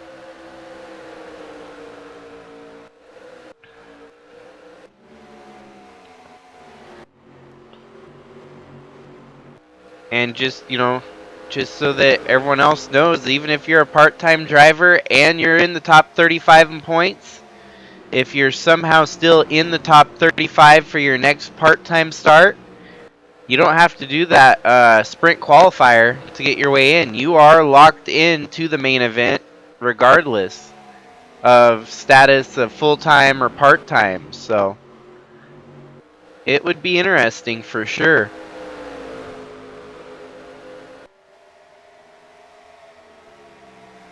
And Atley could very well be one of the first, if not the only one, to do it so far. Al Bunch will have a pretty long part-time run in the season, and he's actually outside of the top 35 in points as they run right now. So going forward, he would still have to race his way in as a part-time entry.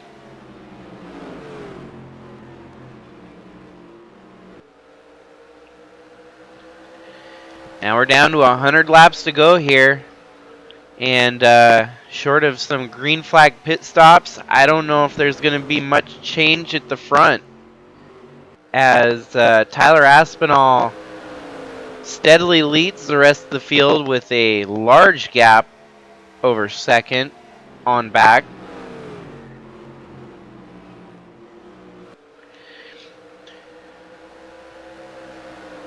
We're going to continue to run out of laps here for anyone else to make a charge at the front.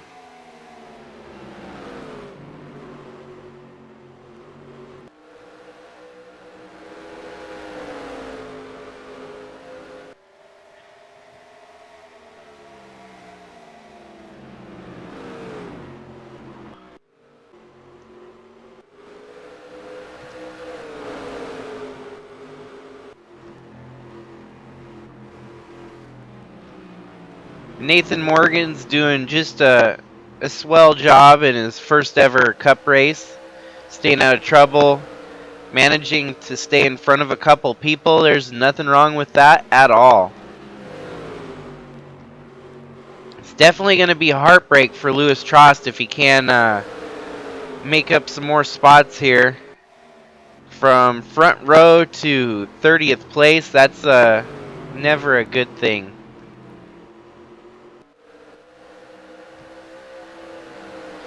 Even Tristan Reams is struggling today.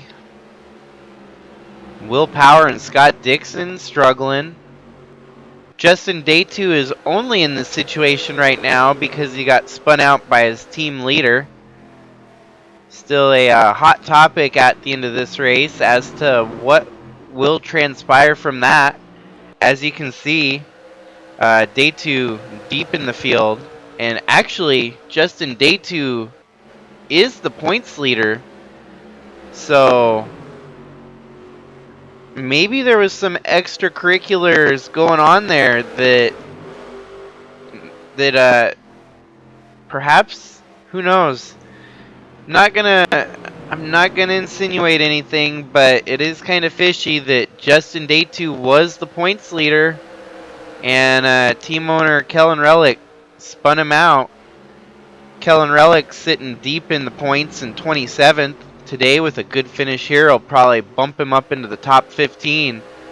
But Justin Deatu as well as Jimmy Johnson having a bad day.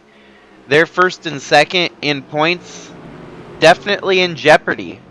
Especially when you have Tyler Shangle in third, Monte Shangle in fourth. Those two are going to potentially take that position away from the top two guys.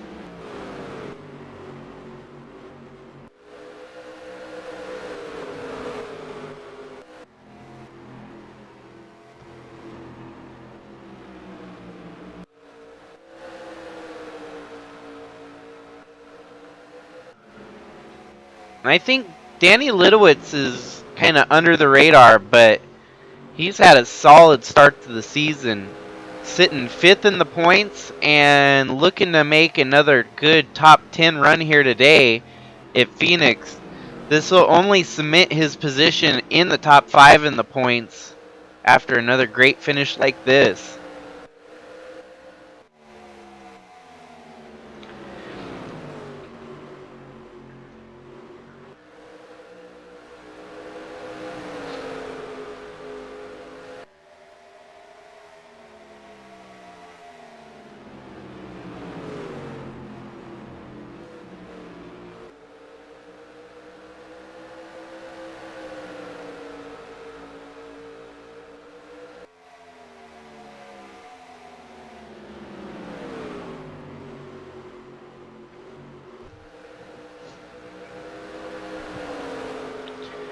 The lead deficit does not seem to change much at all as Tyler Aspinall is maintaining a very constant and steady lead over the rest of the field.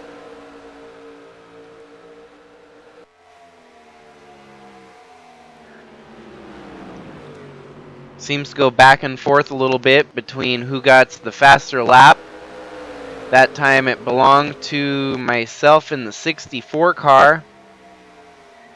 This time by, we're going to have to double check and see who had the faster lap this time by. And that time it belonged to Tyler Aspinall.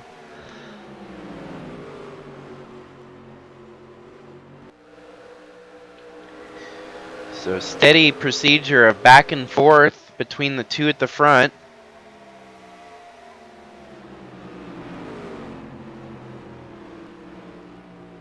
Really great to see that two of our part-timers are running top 10. It's a great opportunity for them to get spotlight and recognition at the front of the field. James Robert, his championship bid is very early in the trucks this year. Actually, correction, in the Busch Series where he's close to, if not leading, the point standings.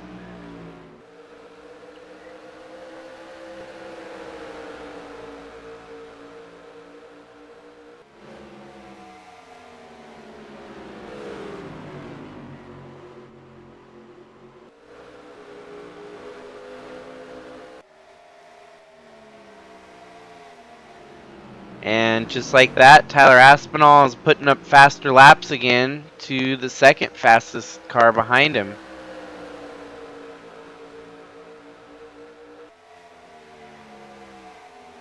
So with 85 laps to go and uncertainty whether they can make it all the way without one more pit stop, we still haven't seen the last of it here, as there's still a lot that can transpire.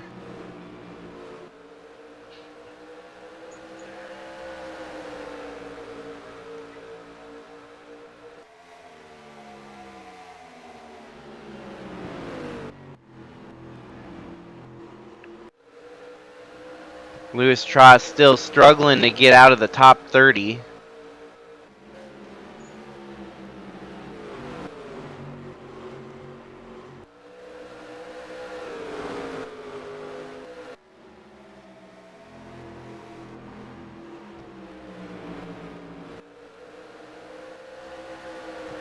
Dalton Scott's about to get into the top 10 for the first time today. All he's got to do is get by Roger Lutz in the 90 car. And as we're watching him on the cam here, it looks like he might just make that move happen. In that pretty fluorescent green number 5. Dalton's going to fight tooth and nail to take that spot away. Previous leader in the race, Ewan What Army, right behind him in 12th.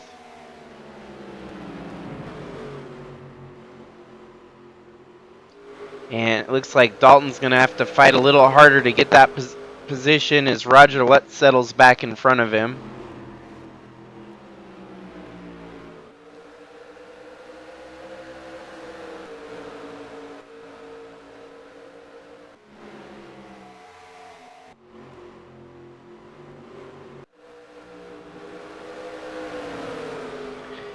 Tyler Aspinall is off to one of his largest leads so far at nearly 2 seconds.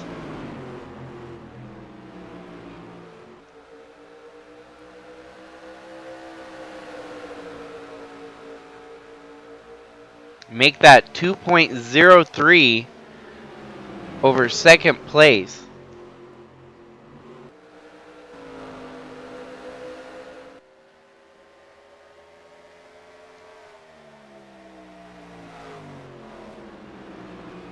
Perhaps the strategy is to get as far out as possible, that even if a green flag pit stop were to happen, he would still maintain the lead over the rest of the field. It's impressive that he's got this much extra power under that 29 engine than anyone else has right now.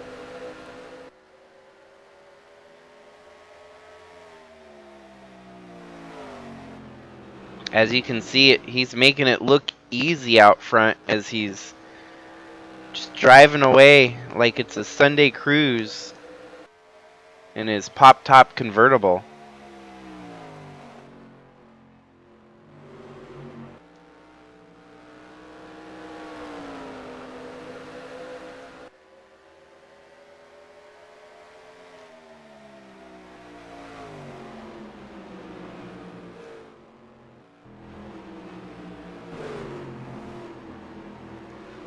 A little bit of change for position here as Fireball got by Monte. Fireball looking to make a position up on Danny Lidowitz here, which should put Fireball up to 6th and potentially fighting towards the top 5 if he can gain some more momentum here. Great debut for that 79 golden black Fireball Robert styled entry.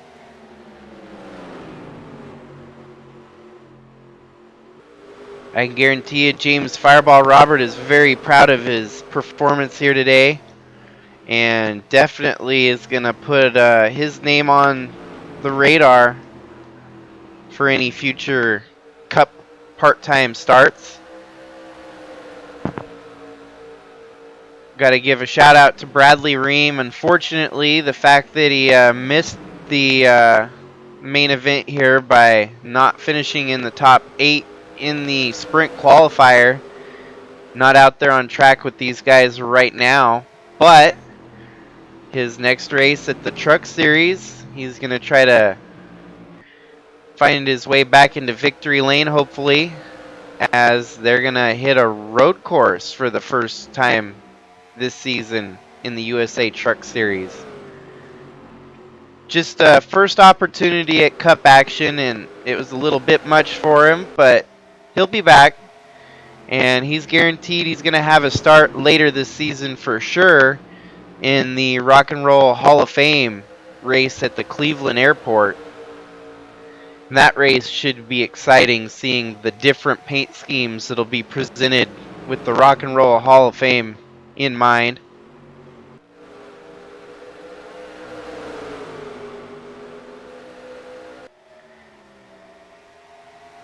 Meantime, it's still Tyler Aspinall out to a lengthy lead over the rest of the field. continuing to grow his lead as it's now up to 2.5 seconds on the field.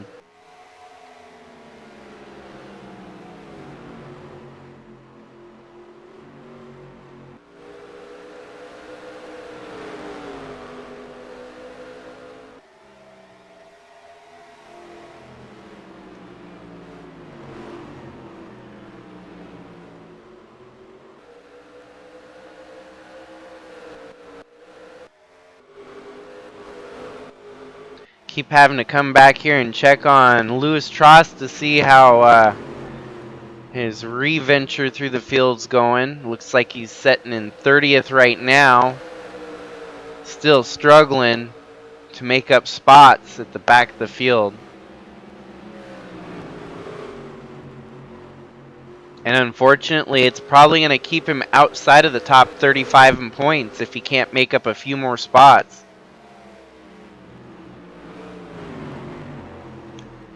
Which is not necessarily the end of the world, as it'll give him more opportunities to go get out on track and get more experience with the rest of the drivers that some of the top 35 drivers might miss out on.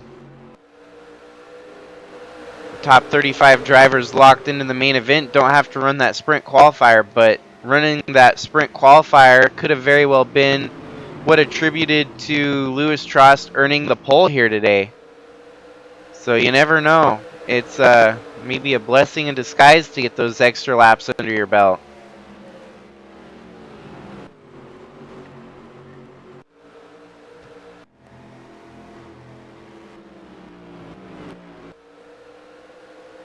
Atley is looking like he might try to make a move here on Monte Shangle for position.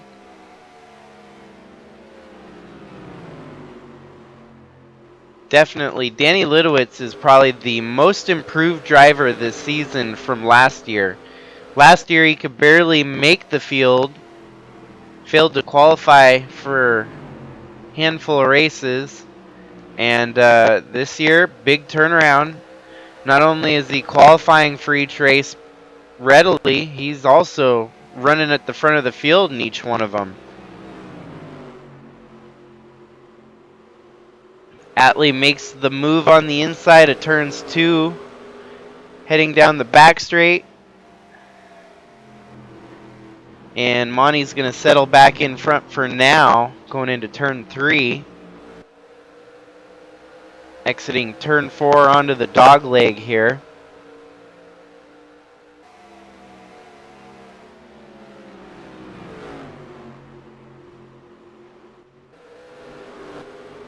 And we've got a little bit bustling at the front as Tyler Shangle wants to try and take second away. Tyler Aspinall off to a 3-second lead now. So we're just nowhere near keeping up with the 29 of Aspinall at the front.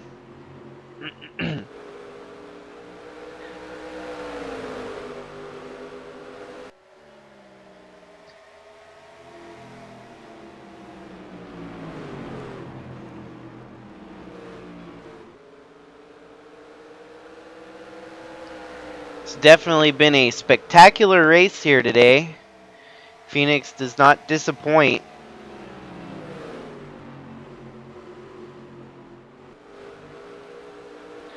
No matter what configuration you set up, we always get some good mano-a-mano battles for position on track.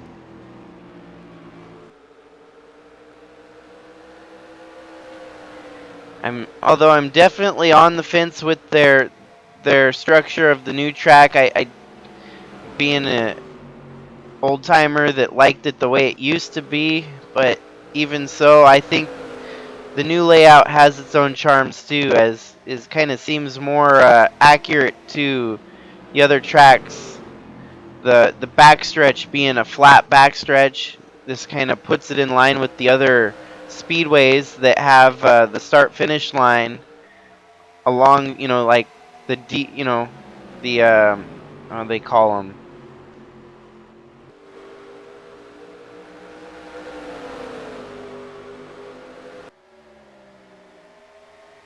You just think about all the 1.5 mile cookie cutters that have the D, at the top, kind of the, man, I just can't remember the name of that, but y'all know what I'm talking about, I'm sure.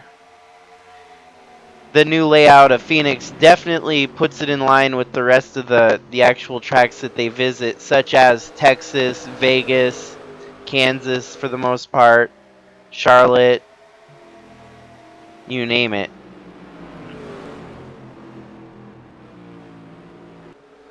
I know they call it a dog leg here, but I thought there was another term for it on the...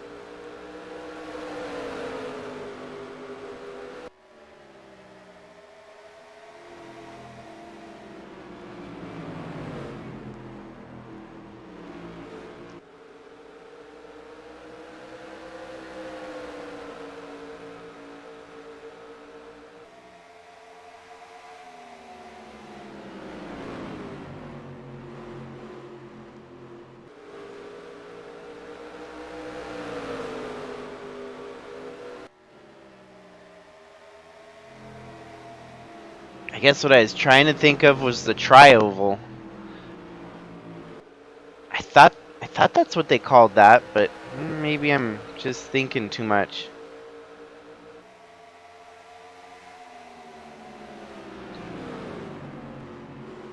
Tyler Aspinall is off to a 3.33 second lead now, and the rest of the field better start planning their Hail Marys or something, because they ain't going to have many opportunities to catch up to a deficit that large.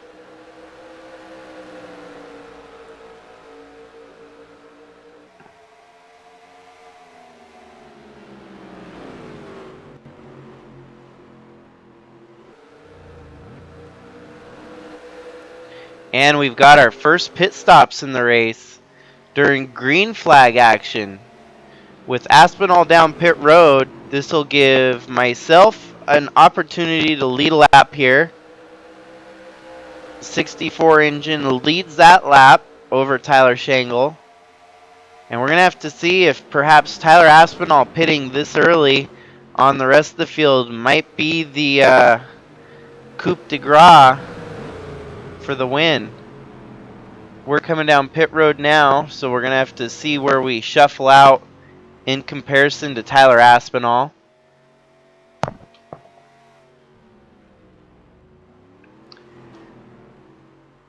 A lot of strategies can make a lot of changes here in the late running of this one.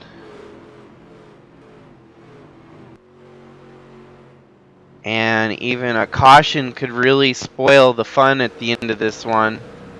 Definitely do not want to see a wreck or a caution erupt here,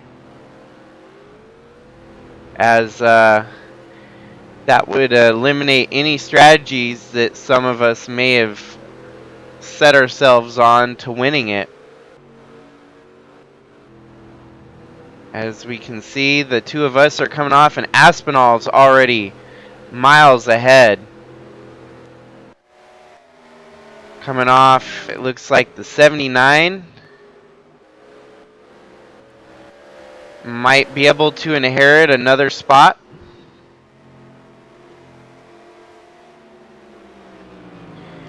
I believe Fireball already pitted, so this is for position.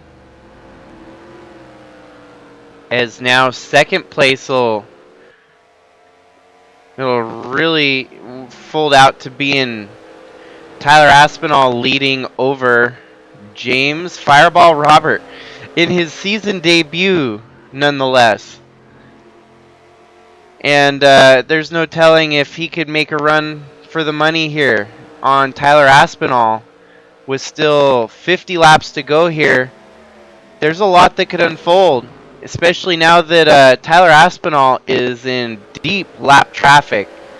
This will slow him down significantly from the fast laps that he was running to drive away from the second place on back. As you can see, it's going to be between James Fireball Robert and Tyler Aspinall likely as a potential clash for the win here today. And don't count myself out there in third. I mean, I'm sticking right with Fireball. 50 laps, we could see a whole different ballpark at the end of this one. Whole different ball game.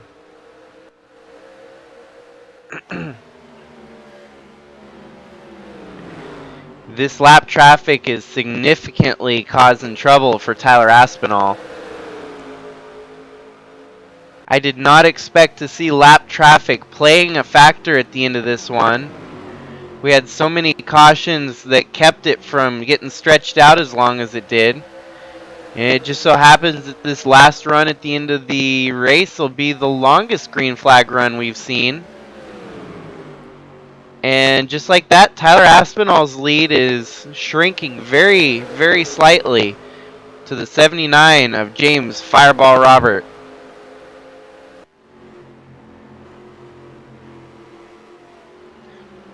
Myself right there behind him with one of my best opportunities to get a win in a long time. 170 plus race winless streak, stretching all the way back to 2019.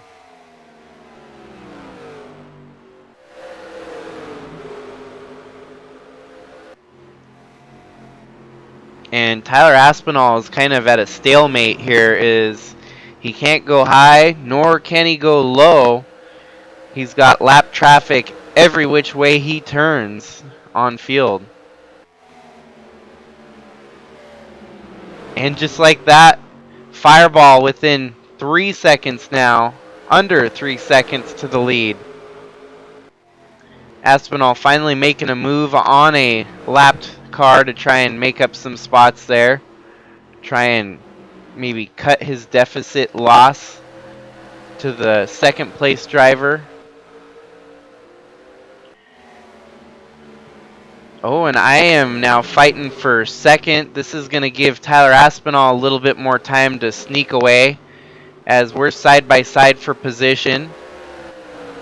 James Fireball Robert slots his way back into third. I'm up to second. And everything to gain. Nothing to lose at this point.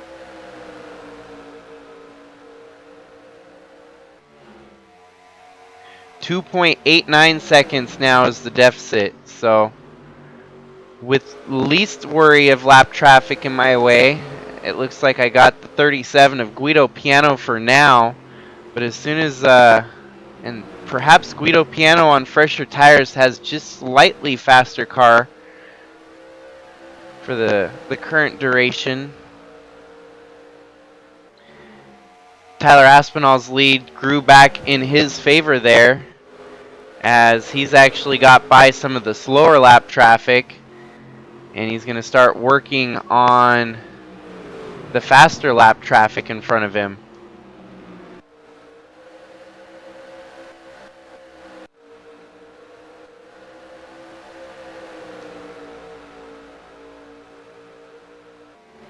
Yeah, Tyler Aspinall back to about a 3.5 second lead on second place right here.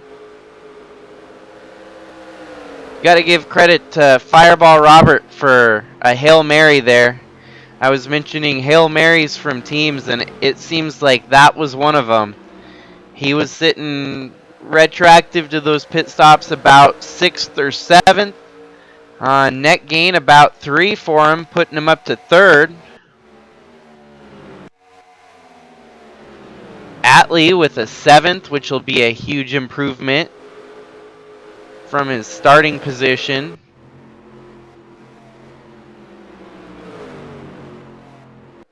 In the meantime, Tyler Aspinall still driving away from the rest of the field. And we only have 40 laps to go, so it's going to be do or die for 2nd place on back to do anything for a shot to win this race.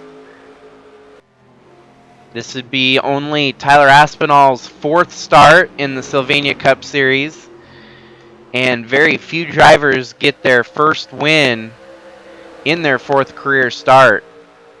So that'll be a huge milestone for Tyler Aspinall if he can close it out here.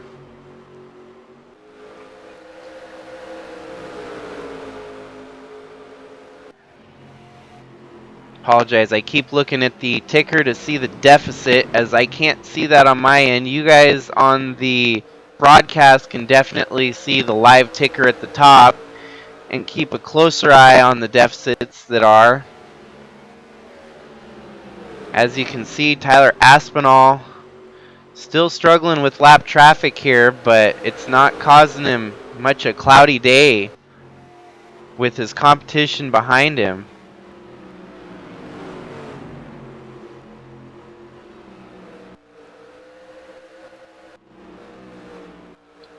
Seems like I cannot get by the 37 of Guido Piano, no matter how hard I attempt to. It seems Guido's just got the faster car for the time being, and with the help of that, we both might be able to catch the lap traffic and eventually Tyler Aspinall at the rate it's going. Tyler Aspinall is simply about 1 pass from getting pushed to the outside. Say if he tried to pass someone on the outside and get stuck behind a slower car, like this situation could materialize to be, then the rest of those guys behind him could make a pass and he would drop position, or at least momentum would be going backwards at that point. Jimmy Johnson could get on the inside of him and make life difficult. All Tyler has to do is settle into single file running like this and minimize any deficit loss that he might be getting from the slower traffic.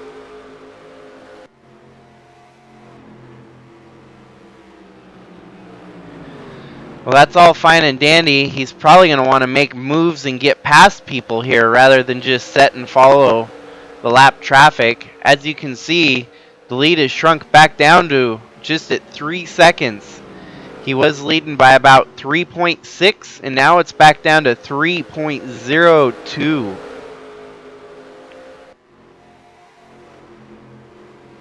Dalton Scott cracks his way into the top 10. Atley Wiese still running in 9th. Danny Lidowitz in 8th. Monte Shangle in 7th. Liz Shangle in 6th. Tyler Shangle in 5th. Kellen Relic in 4th. Kellen Relic moves up to 3rd as he gets by James Fireball Robert for position, putting him back to 4th. And the lead is continuing to shrink as I have closed it down to 2.72 seconds on Tyler Aspinall. With just around 30 laps to go here, things are going to get interesting as Aspinall is struggling to maintain his lead at the front of the field here.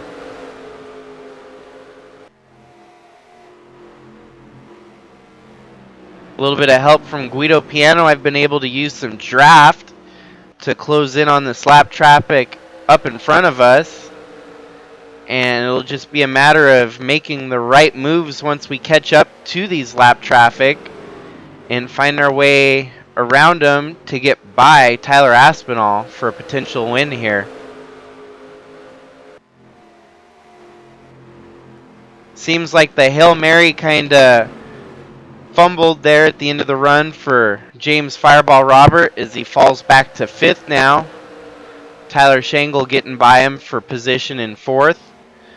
It's going to look like it may be a wash for him, as it was a brave and bold move to try and gain some spots off the pit strategy, and perhaps he only took 2 tires or something, because he gained a lot of position, and there's just too many laps left in this long run at the end of the race for it to actually pay off.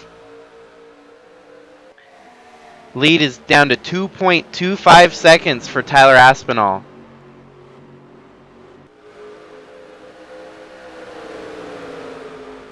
And Tyler Aspinall definitely struggling to make any more moves on the lap traffic in front of him. He's just going to have to be careful that the lap traffic behind him doesn't shuffle him to the outside. Very well could happen there, as you see Jimmy Johnson running hard behind him. We are officially at the 28 to go mark. 28 laps to go. Brought to you by Haviland Texaco. Number 28 car piloted by Allan Taylor for Monte Shangle Motorsports. Proudly represents the Texaco Haviland star. Definitely very well ingrained in racing culture throughout the years. So, in the meanwhile, the 29 car leading the field with a potential fight for the win going down to the wire here.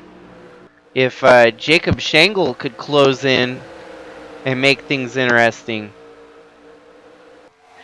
Tyler Aspinall seems to find these strides, gets in line with the lap traffic, like right here, as you're going to see him try to fight for that position on Jimmy Gokachia. This will give him an opportunity to try and make the pass, but Gokachia settles back in front of him. With 25 laps to go now, this is getting down to the wire, as the lead is now shrunk to 1.2 seconds. Even Kellen Relic is in the fight here, as you can see. The 2 contenders are now closing in on Tyler Aspinall. They do have 4 lapped cars separating them at the moment, and they're going to have to pick them off one by one, which can be done. It's just going to come down to who's got the faster car in this long green flag run at the end of the race. Tyler Aspinall doesn't seem to have quite the momentum to get by the rest of the lap traffic that sits in front of him. So it's really going to come down to who can pass the most lap down cars here in the last 23 laps. Perhaps Jacob Shangle or Kellen Relic will pass all the lap down cars to catch up to Tyler Aspinall. Or maybe Tyler Aspinall will get passed by some of the lap down cars that are behind him. Still a lot that can happen here in 23 laps. Shoot, Guido Piano might be the spoiler here. Look at, from running way back there, he's catching them, passing them left and right. Guido Piano 7 laps down, must mean he has fresher tires than the rest of these guys at the front. Finally, Aspinall looking to get that position that he's been fighting so hard for. The 46 is not going to give it to him easily, as Aspinall losing the momentum here. 46 gets back by him, and he's going to have to be careful here because Jimmy Johnson might be trying to take that position away. In the meantime, Kellen Relic getting by Jacob Shangle there for second place on track. Deficit still under 2 seconds from the lead, as there's not a whole lot of laps left to figure out who's going to catch up to that 29 car. As you can see, the 29 getting by the 46 was a huge break for him, as that's going to give him some more momentum on track to drive away from his top contenders there at the end of the lap traffic line.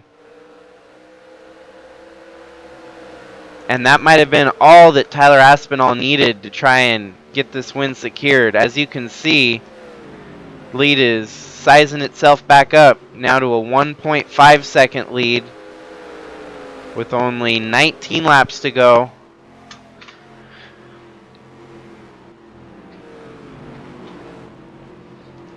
Kellen Relick's going to have to make quick work of this lap traffic to catch up to him.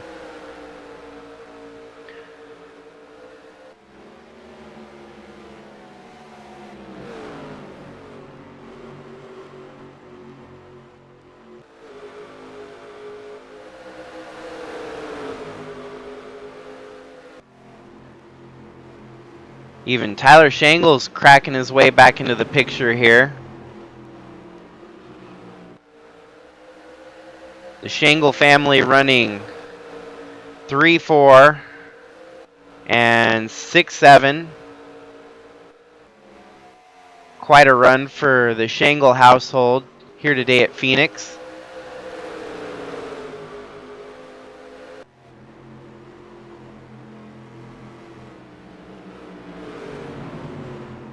We're not making up much passes with the lap traffic here, as would need to catch up to Tyler Aspinall.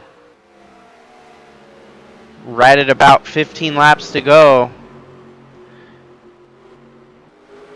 The length, the distance to the lead continues to stay pretty steady here, as Tyler Aspinall is not putting his foot in any wrong way at the front of the field, making all the right moves in all the right places.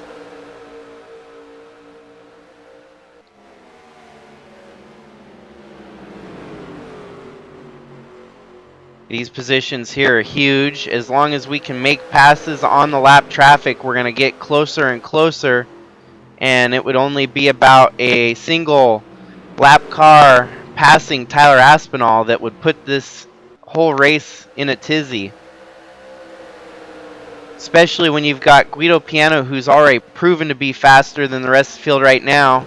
Just like this, as I was saying, he's going to try to fight for the position on it with Tyler Aspinall. This would shuffle Tyler Aspinall high, significantly slowing him down and giving everyone else a chance to catch up to him.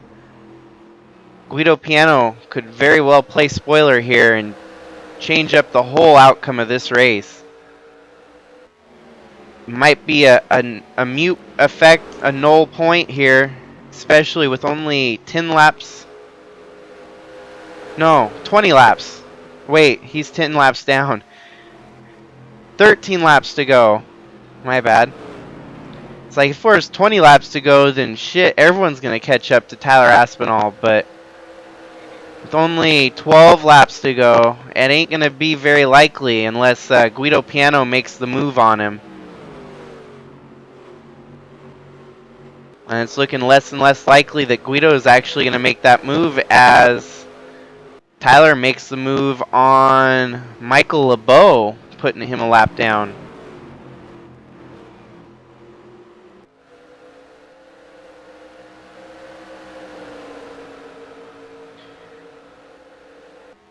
He can't secure the position quite yet, and Guido still right there. Oh, and Guido's going to have to settle in behind the 49 car as Tyler Aspinall makes the move and secures position. Each car that Tyler Aspinall passes just puts another buffer between him and second place Kellen Relick. 10 laps to go. This race is not it's not been shy on action tonight, as we're closing in on the end of it.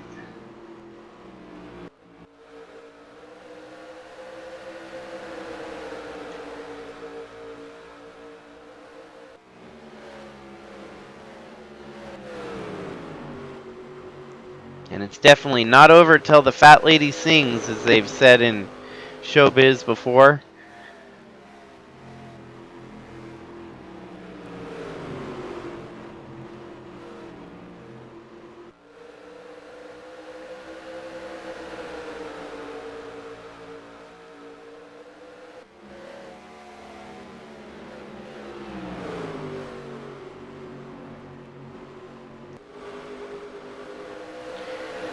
Tyler Aspinall could still put one wheel in the wrong spot and spin out or wreck, especially when he's fighting this hard with lap traffic.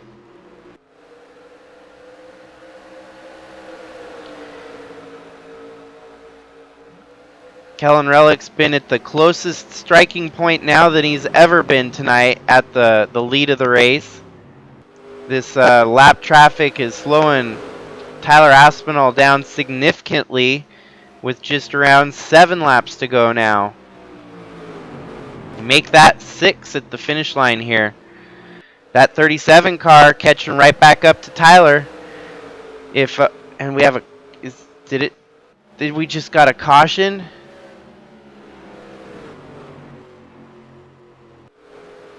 Well, throw everything out the window as we're going to have a green-white checkered finish to determine the result of today's race here.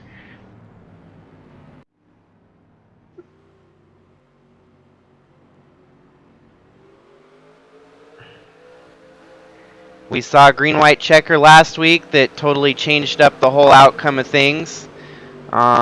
This green-white checkered is going to be extremely crazy. We do not know how this is going to play out. So let's see, how does the caution come to be? Oh, Jimmy just ran out of gas or something. But significantly slowing. Oh, and the 79 of Fireball Robert makes contact with him. And Jimmy Johnson's just stalled on track there.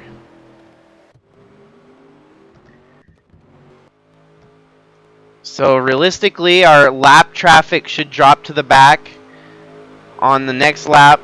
It's lap 295. We're probably going to get back to green at lap 298 of 300.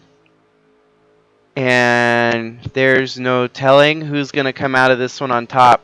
Kellen Relic will definitely have the outside line. I'll be on the inside line behind Tyler Aspinall.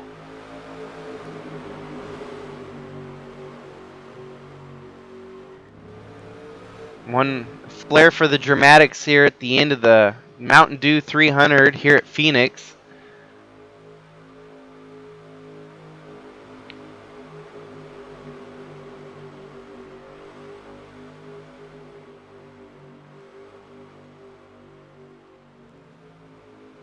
Yeah, we'll definitely be getting back to green on lap 298, so it'll only be about a 3-lap shootout to determine the winner here.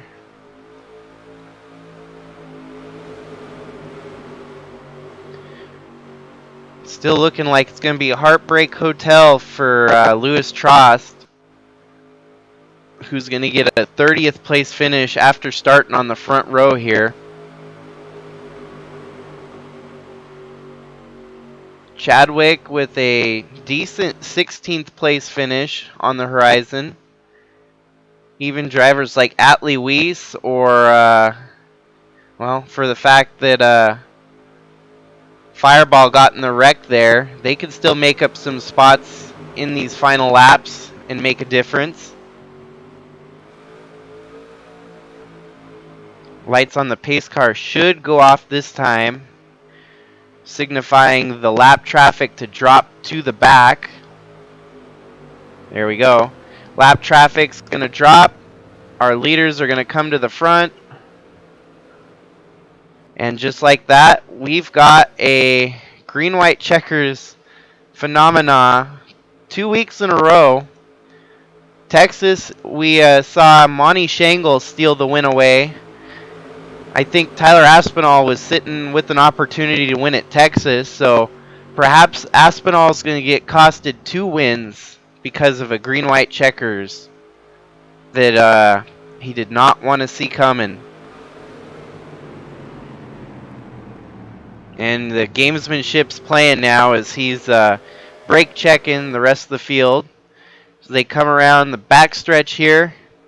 We're really only going to have one opportunity at this, and we're going to see who comes out on top.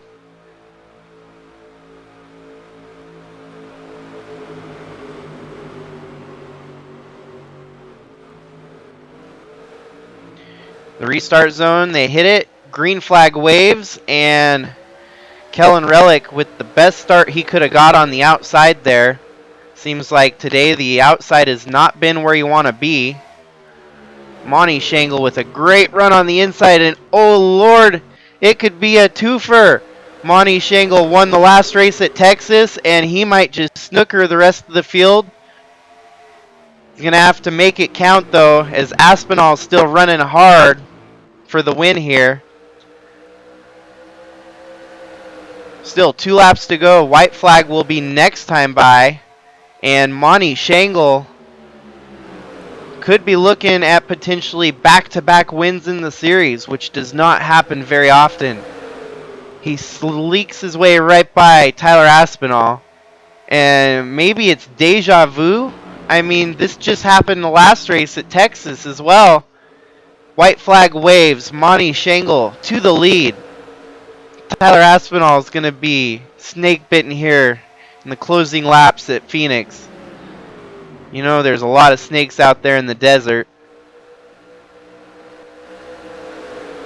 The one that rolled snake eyes, or perhaps a double six, or whatever a lucky dive roll is Monte Shangle here, who's going to get back-to-back wins in the Sylvania Cup Series. Tyler Aspinall coming home second, Kellen Relic third, Tyler Shangle and myself fourth and fifth, Liz Shangle in sixth. So we almost had the Shangle trifecta or quad in the top 5, just one position short. Atley Wiese with an 8th. Oh, and they wrecked on the end of the race there. Man, that was some action-packed racing there at the end. I don't think anyone had on the 79. His day just went from bad to worse at the end of it as the car was not right in the closing laps.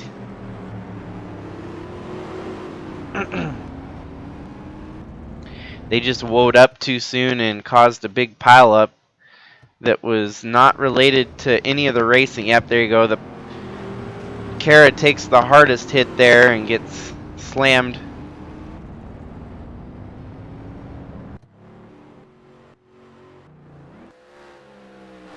Well, holy cow. Sadly, Tyler Aspinall gets snookered again at the end of a race here in the Sylvania Cup Series. His time is coming, though. I mean, as good a runs as he's been having, it's just a matter of time before he makes the one that closes the deal. I don't think Monte Shangle led anything but the last 2 laps of this race. He definitely came from behind and stole the show today at Phoenix. Shangle, 4th, 5th, and 6th. Kellen Relic and Tyler Aspinall kind of spoiled the Shangle party at the front of the field.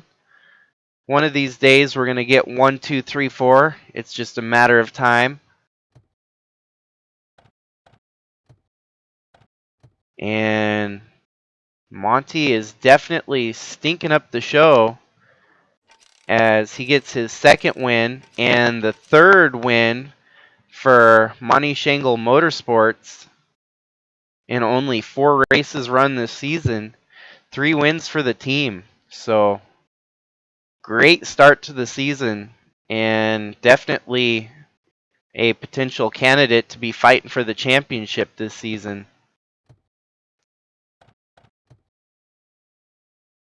If that wasn't exciting, I don't know what is. I get excited about anything, even paint drying on a wall, but that was a whole nother level. Green-white checkers at the end of the race, and man, there was just some very eager drivers ready to win a race today, and it showed. Monte Shangle definitely took the cake at the end of this one.